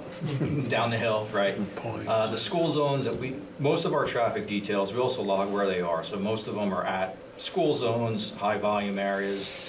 When we receive complaints from the public about speeding, one of the things that we'll do is we will have targeted enforcement in those areas, and we log them with the CADs so we can show what date and time we were there to determine if there is a problem. Another option we have is we have a stealth speed tracker we can deploy, which is those little lines going across the street sometimes, and it'll log the amount of cars, time that the vehicle went over, and the speed that the vehicle was going. And we can see the time of day, I'd say morning rush or afternoon rush, how many cars were going, what the average speed was, what the highest speed was, the lowest, and we can determine, is there an actual speeding problem in that location, or is it the resident seeing one car go by at a high rate of speed and thinking there's a speeding problem there. Those speeding issues or complaints usually will come in either through Borough Hall or directly to the Traffic Bureau. They'll call up and they'll ask to speak to an officer. If it's a speeding complaint, it'll get forwarded to the Traffic Bureau. And all of those speed studies are logged, and we can go back and compare them over time to try to determine the best use of our resources as far as where these officers are doing their traffic enforcement details. Can I just interject? So I'm sorry. I know we have the speed signs, and I know they record data. Do we use those actively to see how fast? Like I know I have one near my house on Seminole, and do you Yes, all that information's logged. Yeah. That's separate from the stealth speed tracker that we have. We can pull those reports pretty much whenever we want them. We usually do monthly, and we'll review dates and times and see if we need to add a patrol car there to do some target enforcement, or if the speeds are, the average speed is below the posted speed limit. And how often does it record Councilman Talamini speeding?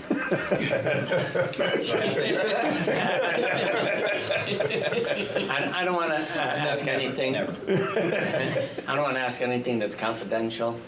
Certainly, I mean, what are your specialized what programs do you have specialized training in? Because I know, like with the first aid squad, doing I'll say active shooter. I don't even know if that's the correct program. You know, you have zones, hot zone, cold, you know, whatever. So, what types of specialized training? I mean, because I know the officers involved in that have to go to additional schooling to be specifically trained. So I don't want to give away something I'm not supposed to. Well, with us, it's assignment specific. All the patrol, so for the active shooter, I can certainly talk about that. I was an active shooter instructor for a few years for the department. So we are trained and prepared for. Every member of the That's what I want to department get receives across. active shooter training. A few years ago, we were fortunate enough to have the money for simunitions training. Not sure if you're familiar with that, with what that is. It's essentially a replica of our actual firearm. They're blue, so you don't mess them up. They act the same way, it's the same manipulation, same sights, everything. However, in the shell casing is a little blob of paint, so it's essentially paintball. We go up to the police academy, we train at the fire grounds. They have the big concrete building there that the fire departments train in. That's where we go and do our active shooter training. Every member of the department has that. As far as specialized training, it could be based on your assignment. So the officers in the Detective Bureau, they're sent to more specialized classes concerning investigations. A big one now is the electronic frauds with cryptocurrency, the scams, like the internet scams. That's something that the Detective Bureau would receive that a patrol officer may not. A patrol officer can request a class, and if we can accommodate their request, they might be able to go. Another example would be the traffic officer. The big one is the Rutgers Traffic Officer School and the accident reconstruction. That's a couple weeks. We usually have to plan that roughly 6 to 9 months out just to be able to get a spot. So is that kind of what you're thinking about as far as the specialized training goes? I mean, and, I'm sure most people are aware, the training just does not end in the academy, right? I mean, it's training probably throughout your entire career. So you're making me get a little bit ahead of myself. Okay. But, yeah, so we have mandated training that we have to do yearly. Use of force, domestic violence, vehicular pursuit, everybody receives that. We also have to receive at least 8 hours of active shooter training. This year is the first year where it's mandated that we have to do defensive tactics training to try to lessen the chances of having to shoot somebody. Officers all throughout New Jersey are going to be trained in hand-to-hand takedowns. It's sort of like a jiu-jitsu type of technique. So you don't have to resort to the firearm if you don't have to, or have it, be able to de-escalate the situation prior to using deadly force. Another example of the training is, I was 1 years ago, Sergeant Griffin's 1 now, is the drug recognition experts. They're specialized in DWI based on drugs. Now, the DWI numbers are actually trending down. We think that's because of the advent of Uber and Lyft.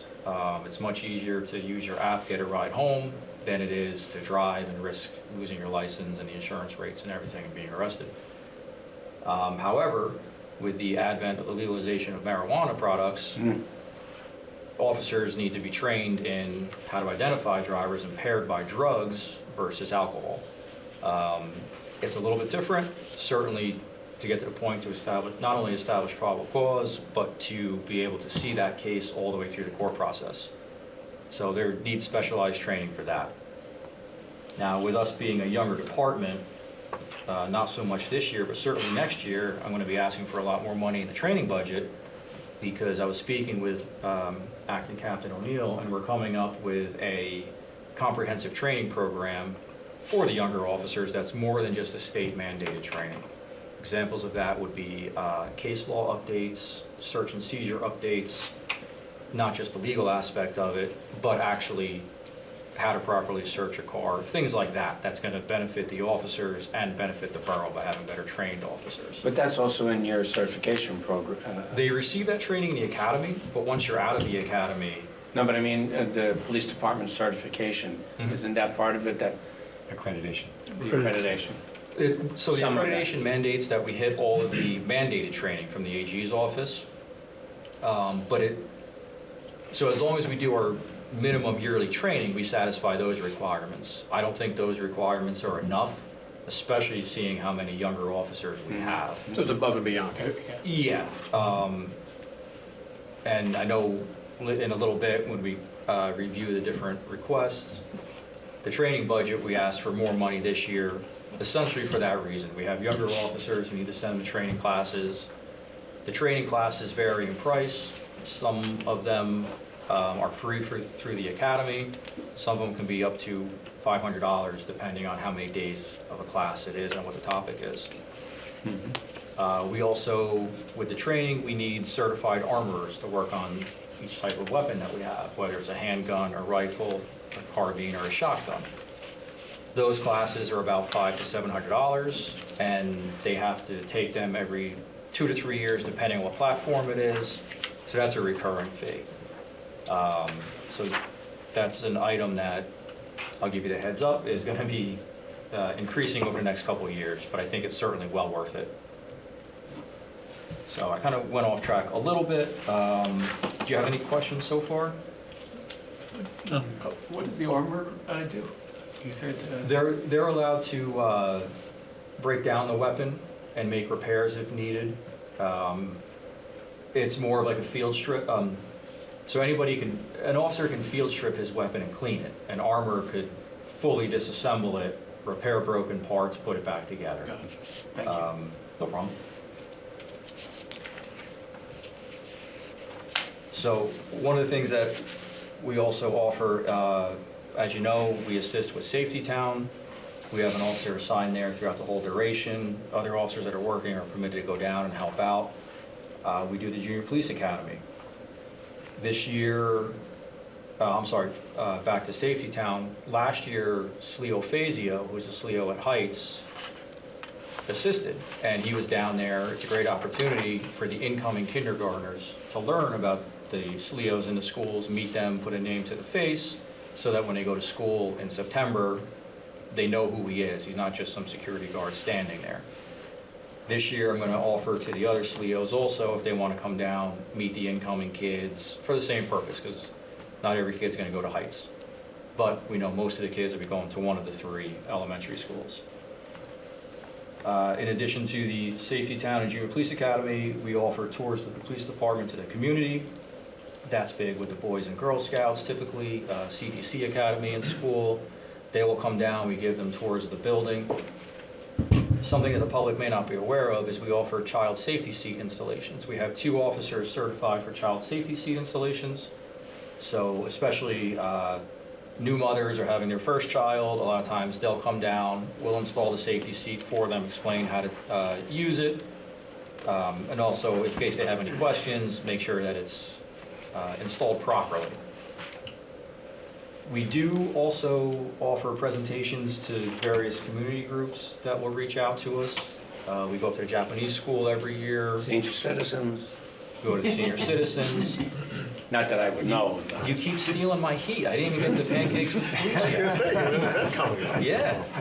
We have pancakes with the police. I forget the date, but pancakes with the police is going to be happening. That's an opportunity for the police officers. We're going to give presentation about the most common scams, frauds that the senior community is concerned with. Also take questions. If they want to express concerns they have, we're right there. It's not going to be just 1 or 2 officers giving a presentation. Every officer that's working is going to be invited to come down and meet and greet the senior citizens in town. April 3rd. April 3rd, thank you. Somebody told me. We also have officers that are conducting the LEAD program. That's for the 5th grade students in all the elementary schools. That's usually a hit with the kids. That used to be DARE. DARE doesn't exist in New Jersey anymore. Now it's LEAD, but it's essentially this very similar program. When you say the program for people that don't have children, what is LEAD?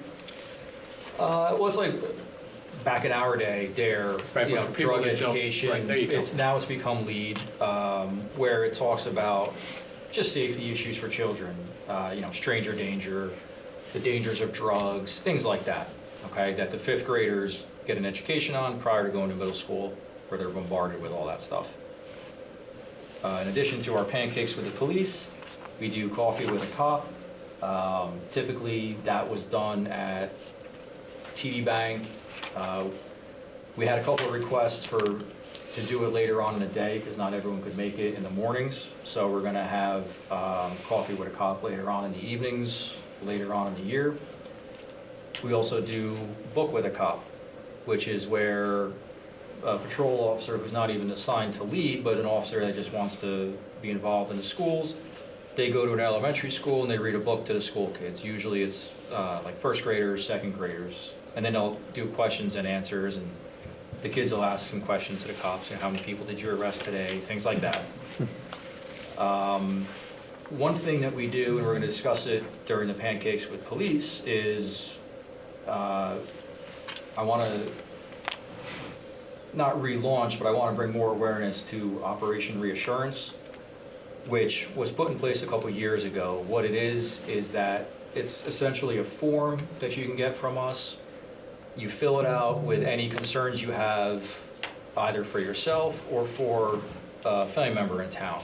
Meaning, I could fill one out saying, my relative has cerebral palsy and there's a key hidden in a certain spot, or here's the garage code. And we put that into our CAD system, so if officers respond there, we'll have that information available to us. It could also be a medical history of somebody, whether they're on oxygen, they have a history of heart problems, if they have a life alert. It gives the officers that are responding more information so that when they get there, they're not showing up completely blind, trying to figure out what's going on. Yeah, Ariel, I think, spoke about it last night. Right.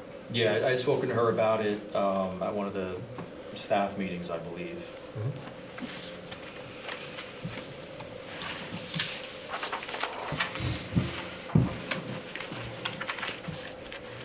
So I don't want to bore you too much, like I said, with throwing numbers at you and the different types of things that we do. Before we get into the numbers of the budget, do you guys have any questions or concerns, comments? I just want to make a statement, and maybe you can just elaborate on it. I mean, the police department, police officers are Oakland's first responder. We're usually there first, yeah. Right, so you're there for every fire call, you're there for every EMS call, every car accident, any call of service. You are the first responder taking immediate action. Right, so last year we had 20,022 desk reports, which is anytime an officer does something, it generates a desk report. Whether it's a motor vehicle stop, a call for service, providing backup to an officer, anything that we do gets logged. And we had 20,022 of those last year in 2024. I have to say, the police department, first on the scene for a first aid call, all your officers are really terrific. I mean, they show such concern for the patient, and really helps. It's a good group of officers. Yeah, really helps those older guys that can't lift some of the things. I'm one of those. I don't know who they are, but but no, I can't thank you guys enough. You're really It excellent. makes our life easier having such a great group of younger officers, but it's also a challenge relating to them, providing them with the training that they need, and also meeting their job satisfaction needs is important. We're going to move on to salaries, wages, or? Sure. Salary and wage is actually a pretty good story this year. As we talked about last night, the total salary and wage for police is only up by about 1.4%. A good deal of that is due to what, Captain Keenan talked about earlier, that we hired before we let officers retire. So we had extra staff on in last year's budget. So last year's budget was a bit of a hit in salary and wages. This year, it's down because the retirees are out, and obviously the people that have come in behind them have a much lower salary rate. Across the rest of the line items here, they're fairly flat. There's one or two that are up. So I don't know if you have any specific questions for the captain on any particular line item, but overall, it's a fairly flat increase in terms of overall salary and wages. Overtime across a couple of different categories seems to be the biggest piece there. So when a contractor or utility office wants police officers there for traffic control, they have to pay for the police officer. They do. If you look at the reimbursable overtime line, there's about $90,000 out there that they still owe us. And Jessica, works pretty hard, and she's, in my office, a couple times already this month asking what we can do to strongly encourage them, and we'll eventually get with our attorneys to write letters and go through that process. But overall, if you look historically, you can see that we collect the money that's due from us. Well, if somebody owes you money and they come in and they want to start another new project, can't we just say no until you pay what you owe us? Well, that's, So a lot of that reimbursable overtime either comes from borough's own projects, okay, or utility. Yep. Right. Utilities are tough. And the way this is supposed to work is people requesting our services are supposed to basically receive an estimate of what it's going to cost and post escrow to an account. Exactly. The utilities will not do that. That's been a perennial issue statewide. It's always sort of after the fact that they're actually paying us. They're protected by law that they don't have to do this? You don't know. They're utilities. Anywhere you go, same. And you need them, so you can't need stop them. You can't stop them from working because As they owe as you a money. general but- rule, the utilities do pay. They do pay, Jim. There may be a lag in terms of when you get it, but in general, it's not a utility that you're looking to get that money from. So nothing else on salary and wage. We can talk about the operating budget. The operating budget is relatively small compared to, the salary and wage budget, but, there are some individual line items in here I think that Vin is going to talk to us about. The biggest increase, and almost a total increase year-over-year budget-wise, is sitting in contracted services. So I'm going to let Vin talk about what's driving that. So we had a refresh of our network last year. The council was good enough to approve a large sum for capital. That refresh, because the way Microsoft does their licensing has changed the way we have to do business. So now everything is a yearly cost. There is no more buy it once and have it forever, as it was in the past. So there's a tremendous amount of money in Microsoft licensing for Windows 11, for email, for the Outlook program that we use every day. All of that stuff now is a constant draw yearly per person. It's no longer you can put it on a computer and call it good and have everybody use it. We went to a virtualized environment, it's now licensed per person, and that's why that line item went up. We also had to buy a data center edition for our servers, which is good borough-wide, which I've used in the borough as well as in the police station. But that is a large investment that takes money off of our recurring revenue or our recurring cost for our new environment that we have. Some of the other line items that went up substantially were the Verizon air cards because of our Alper program that we have going in. Every one of those boxes that we have cameras connected to need to have connections up to the cloud so they can offload the data back to Bergen County, and that is a substantial cost. And an Alper, for those who don't know? Automatic license plate reader. Do we pay for that or Bergen County? We do. Does Bergen County reimburse us for that? Absolutely not. Should they? No. It's our data. It just has to be shared with the county. Okay. If anybody has any pointed questions, I can absolutely talk about it. Could we, or could we not talk about the cameras that we have, the new cameras? The Alpers, I don't know what you call them. they're a fantastic tool.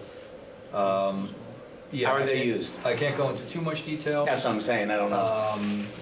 One thing that actually you just reminded me of is that, as you all know, there was a string of package thefts throughout North Jersey and southern New York, especially over this last summer. The feds made 13 arrests. It was a ring that was operating, and it's nice to say that our Alper data helped them make that arrest. There was about 50 agencies involved, but it was a pretty high-tech string of 13 individuals that were doing these package thefts. Part of the way everything gets tied together is through these plate readers as far as what vehicle is where and when. But it also allows us, the long-term plan, which we're not too far away from, is to have all of 202 covered with the entrances and exits to the borough covered. So if anyone comes into this town, we're gonna know about it. If it's a stolen vehicle, or if it's a missing endangered person, or like a silver alert, something like that, it'll hit the plate reader and gives the instant alert to the officers on the road as well as the dispatcher. And that'll be complete this year?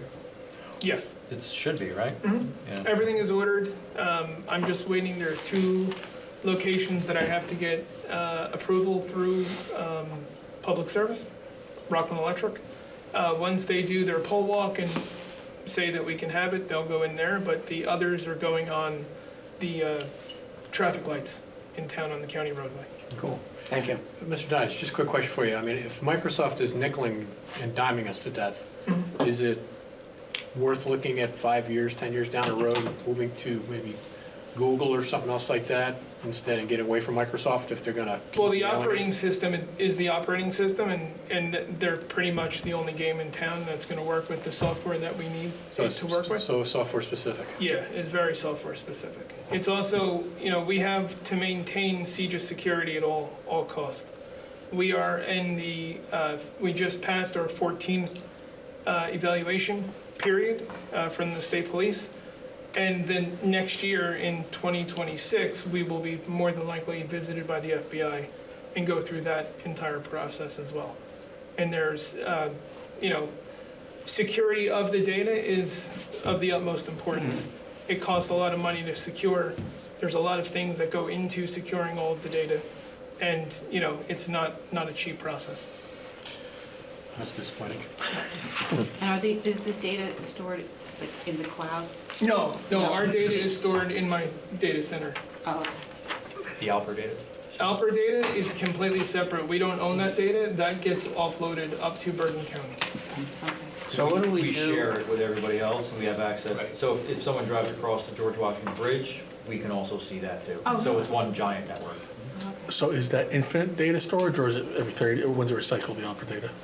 For which data? Does that data get recycled? The or- Alper data? Yeah. It can be stored, I think, for 5 years. That sounds Oh, familiar. it is that Then much, okay. Then it gets purged. Yeah. That's a little creepy. Every one of the vehicles that, we have 4 vehicles that have ALPR units on them, and we have some in town. When we're completely done, we'll have more in town, and then all of that data gets, sent up to Bergen County, and it's free for everybody to look at. And so the ones in town, like they read every car that goes by, or is it like random? Is it? No, every car that passes it. Yeah. Yep.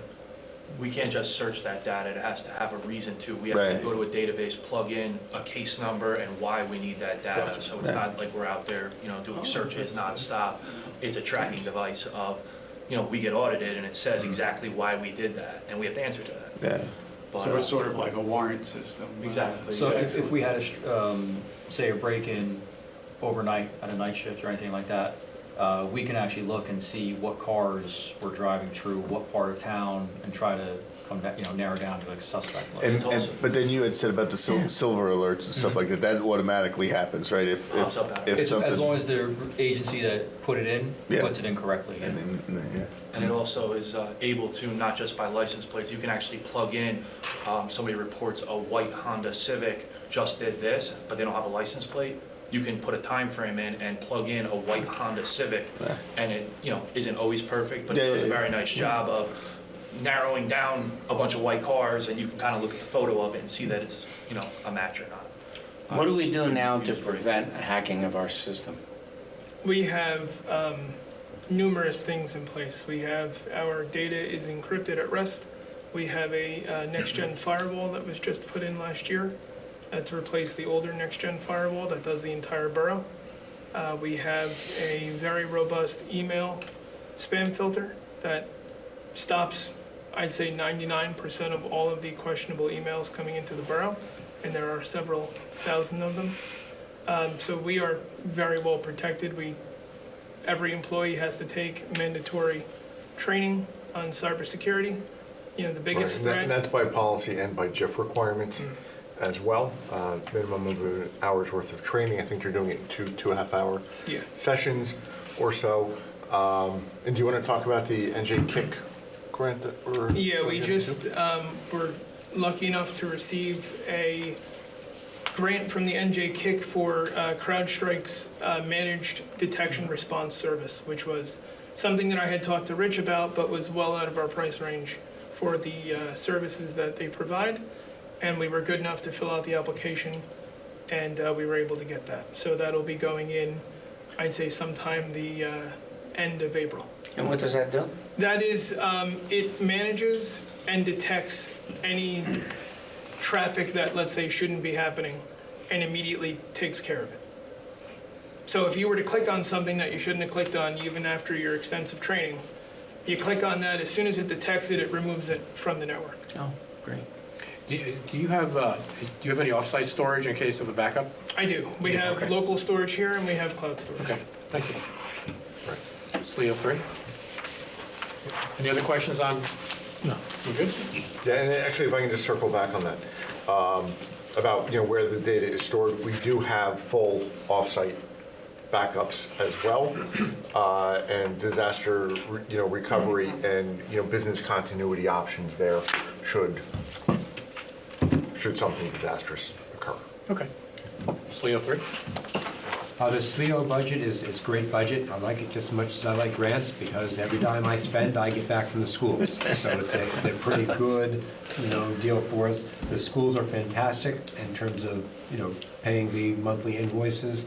I know we've already got the contracts for next year. We're already starting to work on those renewals. Yeah. That process. So it really has been, from a implementation, from a captain perspective, it's been good. From a financial perspective, it's been really, really good too. But from a practical perspective, it's the same taxpayer. Yes. It's not affecting my appropriations, Captain. Right. Remember last night the budget with the whole clock? It's a different part of the pie. It's coming out of that 65% part of the pie. Not the part we control. Help me here. Capital.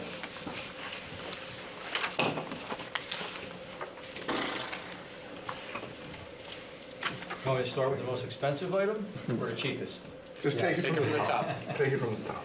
All right, so the replacement of 2 patrol vehicles,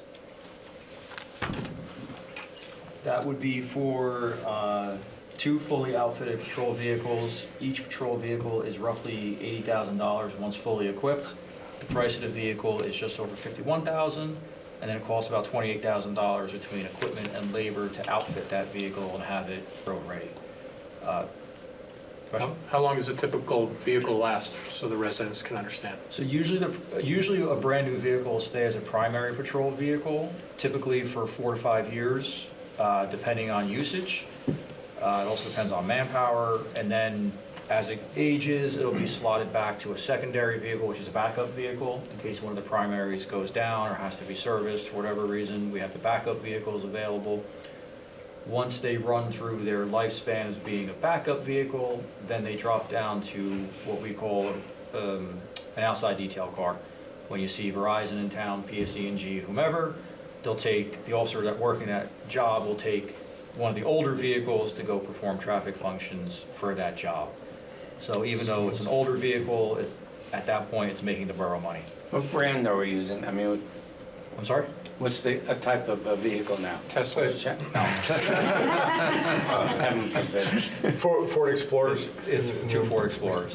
Have they been good with maintenance and?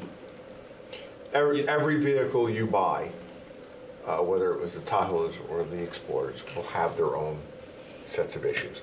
I thought Tahoes were supposed to be so good, and then they turned out not They have to a be. lot of electric They have a lot of issues. The older ones were awesome.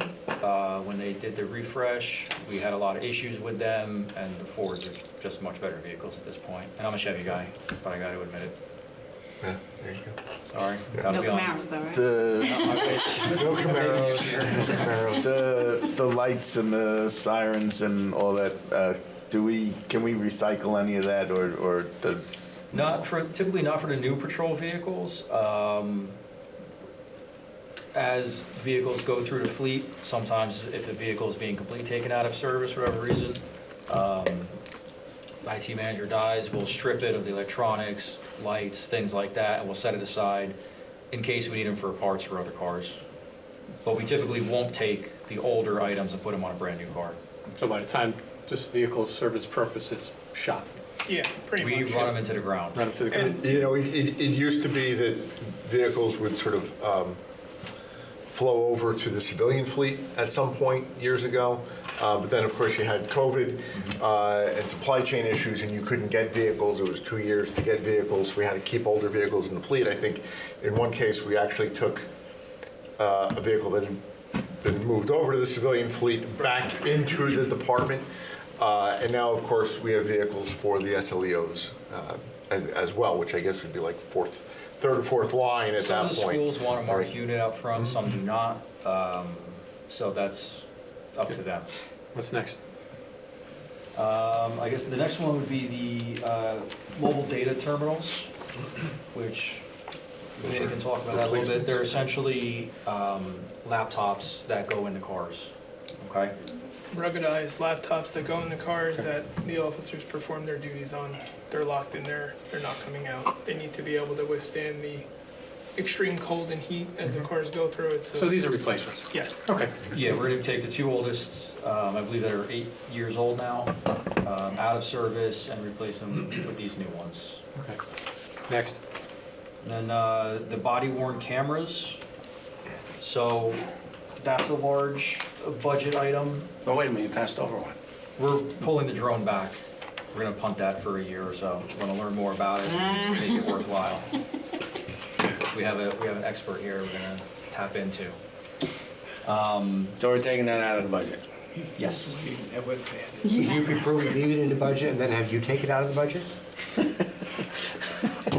Yes, he would. Yes, he would.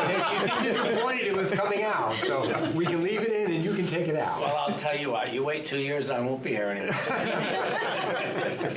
Body-worn cameras. So the body-worn cameras, they're mandated by the state. We have to have them. There's no ifs, ands, or buts about it. 3 years ago, we purchased WatchGuard cameras. Unfortunately, they don't function well. Last year, in 2024, we had 112 documented failures on them, which is way too high. So you're replacing all of them? So we have to replace them all. What's good about Axon is it's a much better product. I'm willing to bet that most of the BWC footage that you see on the news, it's an Axon camera. They're used throughout the country. This is for 20 BWCs with the charging stations, the software, everything we would need for them.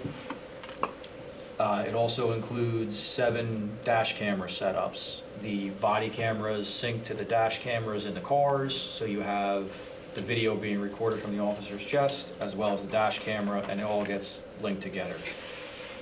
It's a 6-year plan. What's good about Axon is you get brand new cameras when you start. Halfway through the program, they replace all the cameras with brand new cameras, and then at the end of the program, one parting gift is they take all those cameras back and give you brand new cameras again. So really you're getting brand new cameras essentially every other year for the next 6 years with Axon. The issues that we had, Vin can speak with, numerous hardware failures while the officers are either just on patrol or actively on a scene. All of a sudden it just turns into a brick, essentially a paperweight. What was the expected life expectancy of the ones that you're replacing? 3 years. 3 years, yeah. So it's 3 years. When did you start having problems? 6 months. If 6 months that. into it? Yeah, 6 months if in. that. Was there any type of class action suit or anything against this company trying to recover some of the taxpayer money? No, Not that we're aware of. not no. that we're aware of. And I'm sure it's just not us that was suffering from this problem? Well, if you ask WatchGuard, yes. They're telling us that we had problems that no one else in the country ever had, which I find hard to believe. There's no way the Oakland Police Department was the only department that had these issues. They're just not a reliable product. And it's at the point now where we would just be throwing more money into these WatchGuard cameras, knowing they don't work. It's not a good product. Mr. Coons, do we have any recourse on this? Depends on what the warranty period would be, what exclusions would be. We'd have to go back and check that.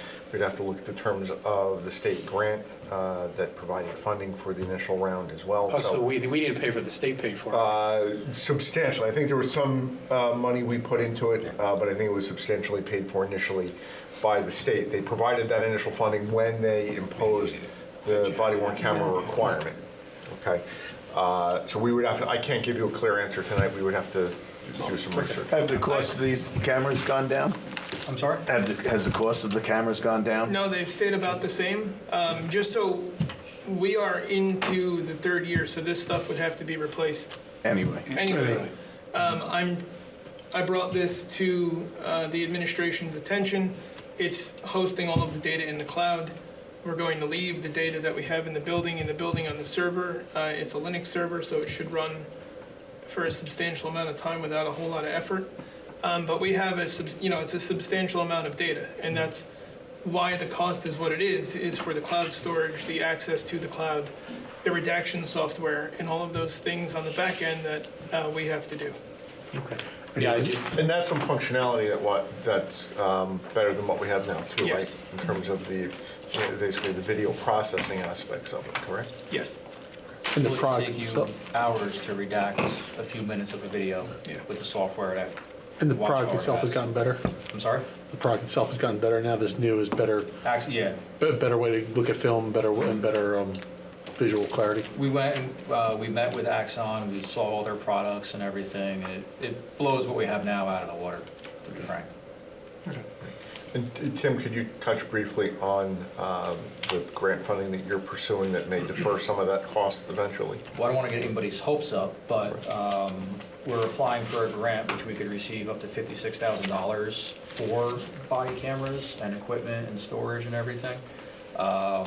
Chief Sanzari started the process about a year ago. When he retired, I took it over. We're on pace. It looks like we have a good shot at receiving the money, but I can't say we will because we haven't, it hasn't been approved yet. But each month I have to provide them with the amount of, how many videos we have, how many terabytes of storage, and some other questions about the usage of them. We do that for an extended period of time, about 18 months or so, and then they make the decision. And it's a small regional tribal police department grant. Oakland Police Department qualifies as a small police department, so we have access to that. We're applying for it, and we're going to see what happens with it. Are there any other grants that you apply for throughout the year? For this, No, for anything. the two other ones are usually the body armor grants. Okay. I don't think the borough has paid for body armor in a long time. We do a federal grant and a state grant. We actually were discussing it today. We have just under $15,000 in the body armor grant to replace some body armor with. Because every 5 years you have to get a new vest. Right. And then, of course, like we talked about with Project Reassurance and the grant that we just submitted, to do like hazard disaster preparedness training for seniors and to gather that information. That Ariel submitted that's certainly sort of a cooperative effort with the police department as well. Anybody else have any questions? Councilman? I do one quick question. Sure. We have a lot of dogs that get loose in town. Do you guys have a scanner for the chip? We do. If they have a chip? So if the officers are able to corral the dog, they can bring it inside headquarters. We have a scanner at the desk. If it's chipped, they'll give us the information. Okay. And is it true, because I've heard stories, that we ticket those homeowners, those dog owners? Depending, if it's a repeat offender or if it's one-time thing where the dog happens to escape out of the house or whatever. It's just like anything else. The officer has discretion. Yeah, if it's a repeat offender, then they can receive a summons. Okay. All right. That's all. Is there anybody else? So, thank you for your time. Thank you, guys. So I want to thank you for coming. I guess this really concludes our meeting for today. I think it certainly gave the, Mr. Coates? Yeah, if we can talk about, we kind of, where we go from here? What's the Okay. But they can leave. the process? Yes. You guys can wrap it up. You guys can stay too. If you'd like. All right. Thank you. Thank you all. Thank you, appreciate it. Have a good night. Good night, guys. This here is, an opportunity also for anything that you've seen that you would like to add, change, delete from the budget. Once we introduce, then you're restricted by the state's 1051 law in terms of what we can change before adoption, before we have to amend. So if there is something in the budget where you wanted to say, hey, we want to change or do or something different, we can. Yeah, I wanted to bring something up for discussion on that. So last night, in the senior center presentation, right, I thought there was an obvious need for another day bus, right? So how much, I did the quick math, like $5,000 more a year. Is there any way we could consider, right, for bus driver time, is there any way we could find, About $11,000 for that. is there any way that money would be available, we could squeeze it from somewhere? Well, I think if we just took out 55,000 from the drone, maybe we could reallocate some of that.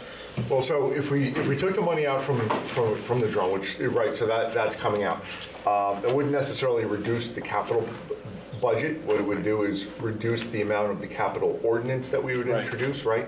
The rest of that money, because we are dipping into additional existing reserves, it would reduce the amount of reserves that we would be using, okay?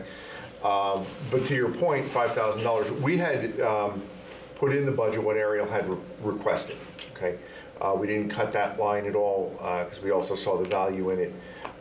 If we want to provide that extra funding, $5,000, I'm sure we could figure out a way to, Interest is. Well, is my a little bit higher. calculation correct? Well, January, February interest was higher than what we outlooked. So we would have an opportunity there to increase miscellaneous revenue, again, without affecting the tax levy to do that. You also heard tonight, Anthony saying that, we want to support the efforts to improve the aesthetics in the community and in the downtown. And then 100,000. Well, this is how so this is operating. So, we have a small, historically, we've had this small amount for sign replacement, right? Typically, something is missing if something is damaged. This is, I think, part of a broader effort that really is come to the fore after we were putting these budget plans together to proactively go out there and replace faded signage. And that's going to require some level of budget investment to do that because the allocated budget funds are pretty much already spoken for here 2 months into the year. I don't have a firm number for you. I mean, if it's 2,000 already, I could see easily another, $5,000-6,000 for that as well. But again, I think if you're saying that the first couple months of the year where interest earnings were a little bit stronger than we had thought they might be at this point, When we that we could utilize that as well. When we outlooked the interest, we were anticipating another 25 basis point cut in the interest rate, which hasn't happened, and they're not talking about it anymore. Right. So, our interest is up probably about $8,000 January, February more than the run rate to meet our look. Well, I'd like to make a suggestion, if the council is agreeable, with taking the drone money out and moving that into the line item for the downtown, making it 150,000. We can draw down on that for all the signage and start working on that downtown corridor as we start moving forward. Can we move the capital budget into that? That's my question. So the signs probably, as a individual sign, would not be capital. A signage as part of a road program is different, but an individual sign replacement is an operating expense. But we're okay. If we want to do, I think if we want to do 5,000 more on signs and 5,000 I think more we're talking on- apples and oranges here. I think for signs, the council's we're on board. I think Eric was bringing forward is because in the police capital budget, there was $5,000 for the drone. He wants to move that sidewalks. Or excuse me, downtown rejuvenation. Yeah, Sure. And again, I won't touch the budget with that because it's not really relevant to the budget. That's more relevant to when we sit down, I guess, in 2 weeks and have a capital plan. Right. So we'll make sure that's in the capital ordinance that we present. It has no impact on taxpayers. correct. So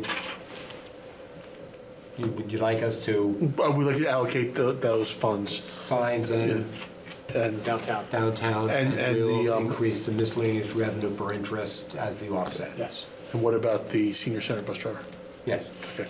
So we're going to do plus 5K for signs, plus 5K for transportation. Yes.